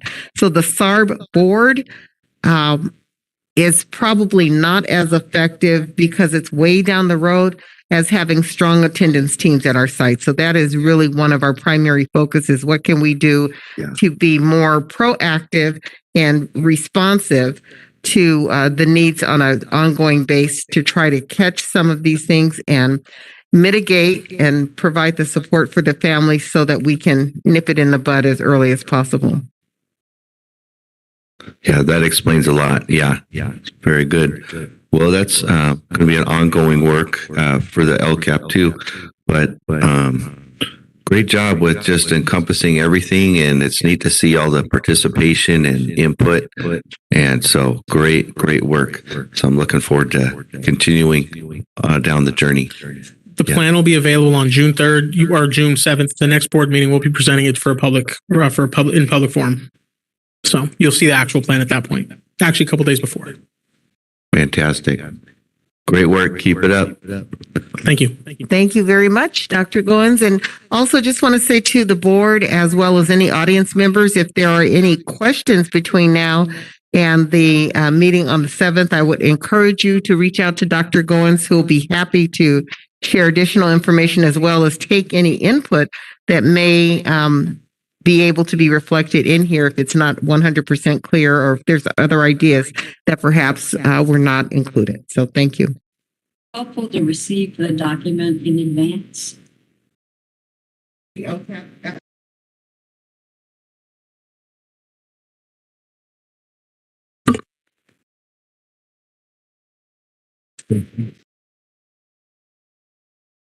Okay. With that, we are going on to our public hearing for Teachers Association of Lancaster to the Lancaster School District. The hearing is opening at 9:32. And Mr. TP, Gina Whipple had sent me some information this afternoon earlier, and she had to be out of town, but she was hoping that she might be able to make it back for the board meeting to be able to comment directly, but she sent me something just in case she was not able to. So since I don't see her in attendance either online or here, I'm going to read her statement that she shared with me. Let's see.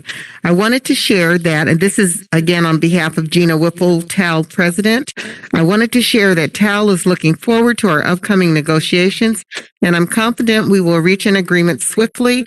I know the district office personnel recognize our efforts and will be fair and reasonable in reaching a settlement that benefits us all.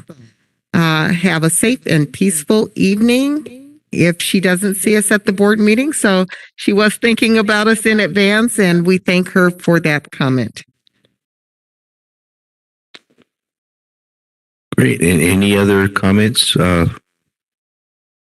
With that, we will close it at 9:33.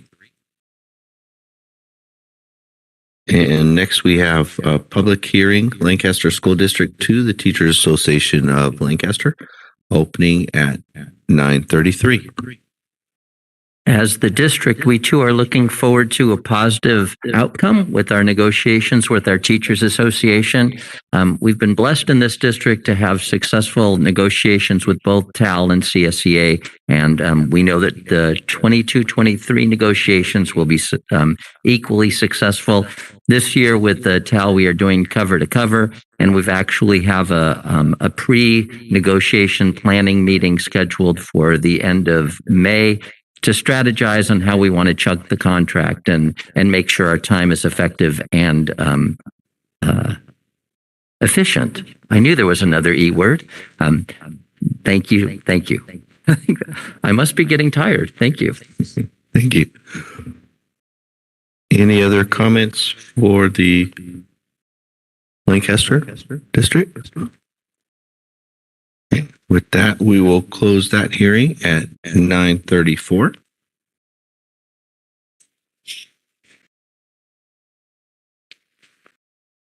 Okay, next we have consent agenda item superintendent, items 16A to 16F. Do we have a motion? Moved. Moved by Diane Grooms. Second by Dwayne Nguyen. Any discussion or questions or comments? Note about the $900 donation from Jennifer Menez to Sierra. That is fantastic. We love that. And I saw it was all cash. Just a reminder to use the microphone for the audience. I'll certainly do that. Can you hear me? Yes. There we go. Yeah, that is a fantastic donation from Ms. Menez. Thank you very much. Any other comments, questions? Okay, with that, call for the question. All in favor, say aye. Aye. Aye. Opposed? Motions carry 3-0. Next, we have consent agenda items business. Item 17A to 17J. Do we have a motion? Moved. Moved by Diane Grooms. Second. Second by Dwayne Nguyen. Any discussion or questions? I have a question. On item B, the purchase order report, there's a purchase order for mariachi band performance outfits. Is this a new program? I'm excited to hear about it. Yes, it is. And I asked Mr. Hoffman if he was aware of the program. He has a bunch of information to share about it. So I'd like to turn it over to Senior Hoffman. I wouldn't say a bunch of information, but I would say that we're excited about this. I've been asking Dr. Goins for years to get some movement going on a mariachi band because we were at Cabe one year and there were a group of students performing and they were the same age as our students and they were doing such a great job and it was so exciting. And they're like, oh, we got to have that too. So we've been trying to find the right time to bring it all together with personnel and everything. So they're starting it up because we have, you may recall I mentioned a couple board meetings ago around the expanded learning opportunities for our schools to offer after school opportunities for students. So Linda Verde is using that opportunity to use those funds to get this mariachi band off the ground with uniforms and some instruments and other things that they would need to get it all in place. And then Dr. Goins texted me some information. They're working with their elementary music teacher right now to get it going, and that person is very strong in this area. So it's perfect timing of having the funds, having the personnel who's passionate about it, and then the district efforts to encourage it and help support it over at Linda Verde. So we're really excited. Fantastic. Cool. There's something about the mariachi uniform that creates an authority in the music that I really like the idea that they have the outfits as well as the musical instruments. So that's great. Yep. That is fantastic. I hope we see some administrative staff getting involved as well. Just saying. Guitar. Bring Dr. Bowers back to have her play. Olé. So make large uniforms too. No, I mean for staff, not just kids. Mr. TV, I would like to point out item H. If you recall at the last board meeting, we had an approval for an arbitrage rebate calculation. Matter of fact, it was the exact same item. Realized after the board meeting, because from a question that Mr. Nguyen had, I was scratching my head a little bit at that board meeting when I went back and checked, because I was almost sure that this arbitrage rebate calculation had no arbitrage associated to it. And then we realized after the board meeting, we had attached the wrong arbitrage report. And that report that we attached was from another study that was done a couple of years ago, and somehow it inadvertently got attached. So what you see at this board meeting is the correct arbitrage refunding calculation that actually shows no arbitrage in this particular instance. So I did want to make that clarification for this board meeting. And thank you for clarifying that for us. Also, I had a question about the agreement with Terra Verde Energy for the solar and battery management program. What does that all entail? Well, if you recall, Terra Verde was the company we partnered with using the Prop 39 monies to install the, they helped design the HVAC replacement at a number of schools. And they also helped design the battery system that's now at 10 of our schools. And that was all part of those dollars that we got from the state.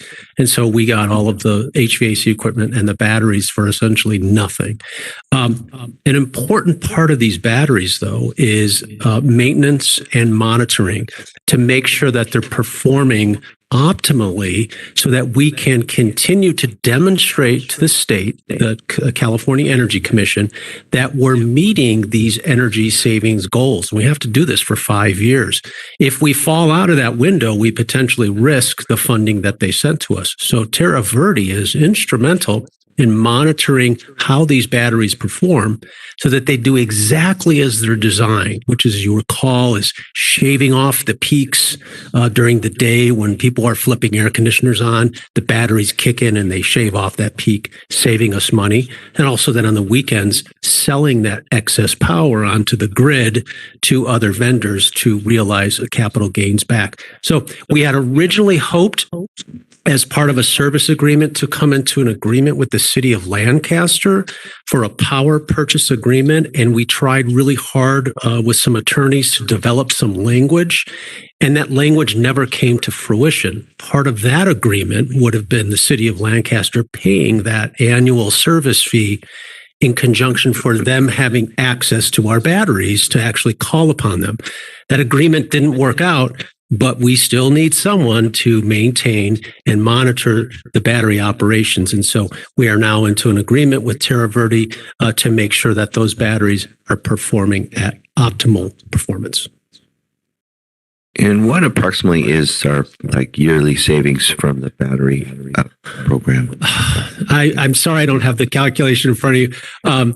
It is significant. It was, if you recall, the challenge we faced with the Prop 39 was getting the correct savings from the energy retrofits we were going to do. And we had done a lot of retrofits. We did the T8 lighting, so we couldn't tap that. And we wanted to do HVAC, but it wasn't enough savings.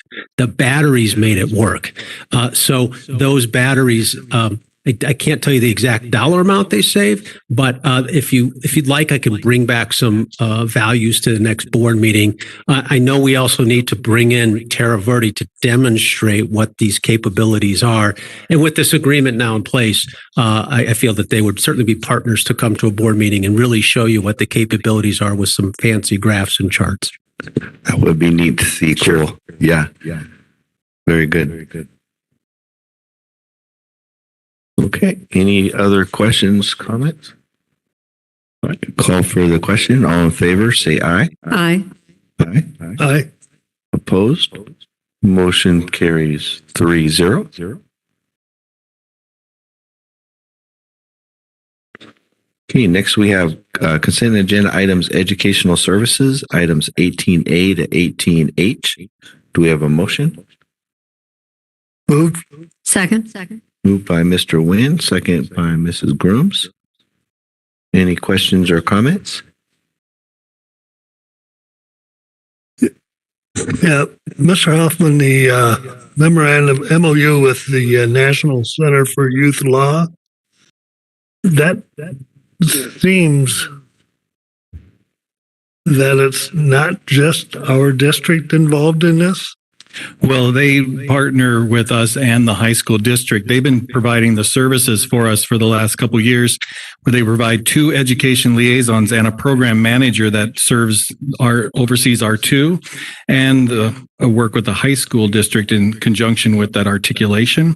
And they've been doing that and providing that service for us for free for the last couple of years. This year, they've asked us. They gave us some options of that in terms of needing to change the direction in terms of having us help contribute to that. So we had a couple different options. This is the option where we would fund one of the education liaisons. They'll fund the other education liaison, and they'll fund the program manager that oversees both. And all we're contributing in that person's capacity is the space for them to have a office when they're here to do their work. Otherwise, we're just picking up the tab for the one education liaison. They work with our foster students at the middle school level.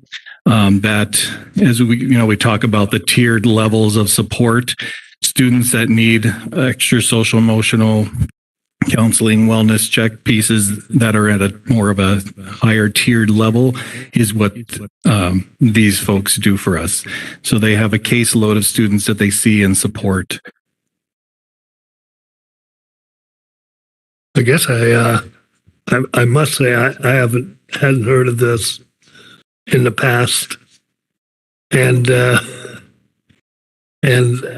I'm just wondering if I could ask for some information, sure, on absolutely. what they do. I mean, who they are, not who they're seeing naturally, but yes, absolutely. What we are receiving.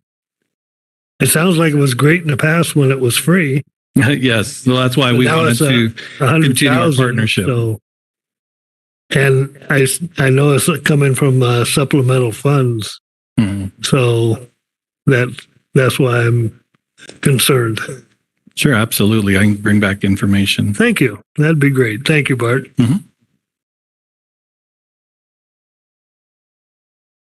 Any other questions or comments? Okay. All in favor, say aye. Aye. Aye. Aye. Opposed? Motion's carried 3-0. Okay, next we have items 19A to 19F. Consent agenda items, human resource services. Do we have a motion? So moved. Moved by Diane Glenn. Second. Second by Dwayne Wynn. Any discussion? Just a comment. I read the universal transitional kindergarten teacher job description, but I'm really to the point of wanting to have an understanding of what the program will be, how many teachers we anticipate needing, when classes will begin, will be stabilized in, and any issues on busing, not for tonight, but for another meeting.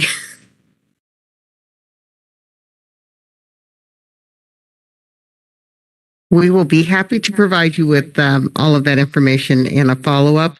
As we proceed forward, we definitely wanted to make sure that the job description, which is going to be decidedly different than what our TKs look like presently, that there was a clear understanding of what that would look like. So we will be able to put together all of the information and bring you an update on the report. You may recall Kelly Fountain did do a presentation for you, so we'll be happy to bring an update on. I need the numbers and the figures and all that because of especially the busing aspect, since I'm on the bus board, and the big fear of having ones younger than kindergarten on buses is throwing them into a panic.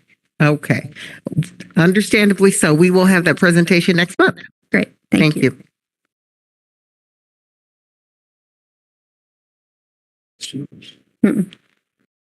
Okay, all in favor, say aye. Aye. Aye. Opposed? Motions carry 3-0.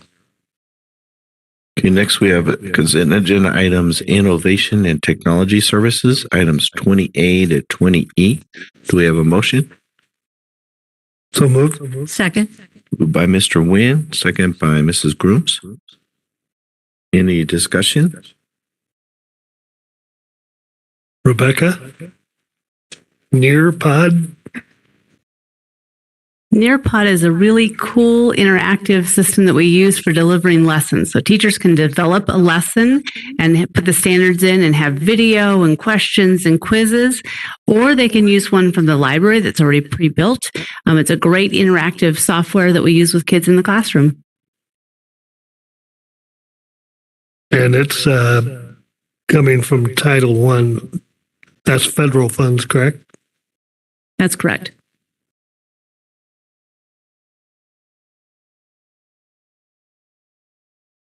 Okay, excellent. All in favor, say aye. Aye. Aye. Opposed? Motions carry 3-0. Okay, next we have legislative and policy discussion. Items A through D. Any questions or comments?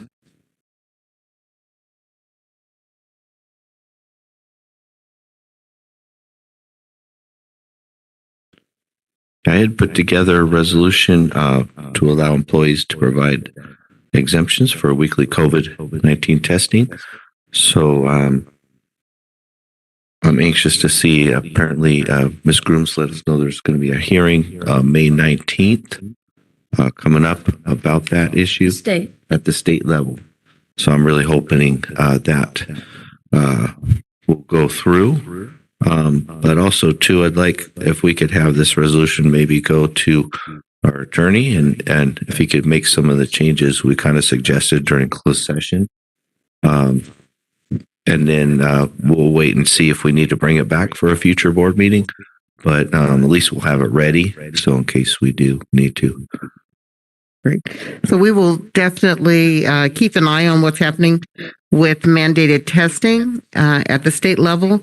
It is our hope, we're optimistic that we're going to see some changes and some relief in that mandate, but we will keep you posted. And as soon as we know, we will definitely make sure that you are made fully aware. And in the interim, we will reach out to see what other opportunities there might be for crafting language in a resolution that could be more of a position statement for the board as to whether or not you agree or disagree with mandated testing for employees. Yeah, just to let the state and county know personally, if we vote on it, that would like to see relief, either the testing to go away, requirement to go away, or exemptions to be made available. Okay, as soon as we have something, we'll bring it back for further discussion. Sounds great. And I'd like to have a lot of time to be able to discuss it. So if we could have when it's not on such a packed agenda night, because I think it's going to be an extensive conversation. Absolutely. Thank you. Okay, any other discussion on policy discussion? Okay, with that, we'll go on to comments from the board. Mrs. Grooms. I just want to say congratulations to our superintendent, to our above and beyond award winners and our Golden Apple recipients, with a special shout out to Lico Belfry, winner of the Golden Apple main award for our district. Just her family around her just seemed like an awesome group, and they it was just very exciting to see them. Congratulations to all of our new assistant principals, and principal. They are quite a class. They're, I think, going to really feed off of each other really well. So I'm excited to watch them next year. And over the years, watching assistant principals step up, and then, they move on to principal, and then they become leaders in our district. And you can almost pick them out very early on. There's a zest that I see that they have for our kids. So very exciting to have all of them there. And I'm going to cut it short at that point. Thank you, Diane. Mr. Nguyen? Yeah, I couldn't say enough for the accolades given to Dr. Bowers by city, county, state. The only one left would have been federal, and President Biden said he couldn't be here. This is a week for CSEA, and I want to make sure that the CSEA union understands just how important they have been in our district during this forever, but especially during this last 2 years with the pairs and all of those that are doing the work. The noon duty aides and the others, it goes without saying how important they are in our district. Yes, to the above and beyond. Promise Academy had the 3, Lava had Tammy Gregory, and then Gil Hernandez from Promise also. So, and I was just there the other day at their open house, and it was quite a crowd actually. And the people are very, very happy with that school.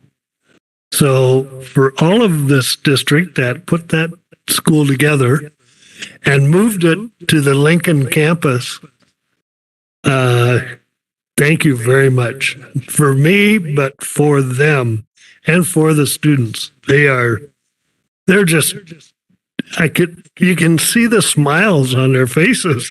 And these are severe and mod handicapped children. And the smiles when they accomplish something is great. Congratulations, like Diane said, to Miss Valkyrie of Joshua School for winning the Golden Apple. And you said it wasn't golden, Michelle, but if she touches it, it looks like it could turn golden. And thank you for continuing our education improvement. I see we had 5 new students coming in this since the last meeting, which is great. And finally, today is a special day. It was today, many years ago, I couldn't tell you how many, that Brown versus the Board of Education in Topeka, Kansas, overturned segregation. And I'll tell you what, it's come a long way. We're still nowhere near where we need to be, but it's a good history that happened back then. So that's all I have, Greg. Great. Thank you. One more thing. I went over to Endeavor's open house, and what really struck me was the difference that every classroom, how different each one looked, and how it reflected the goals of the teacher and what they wanted to present to students. And I really enjoyed myself there.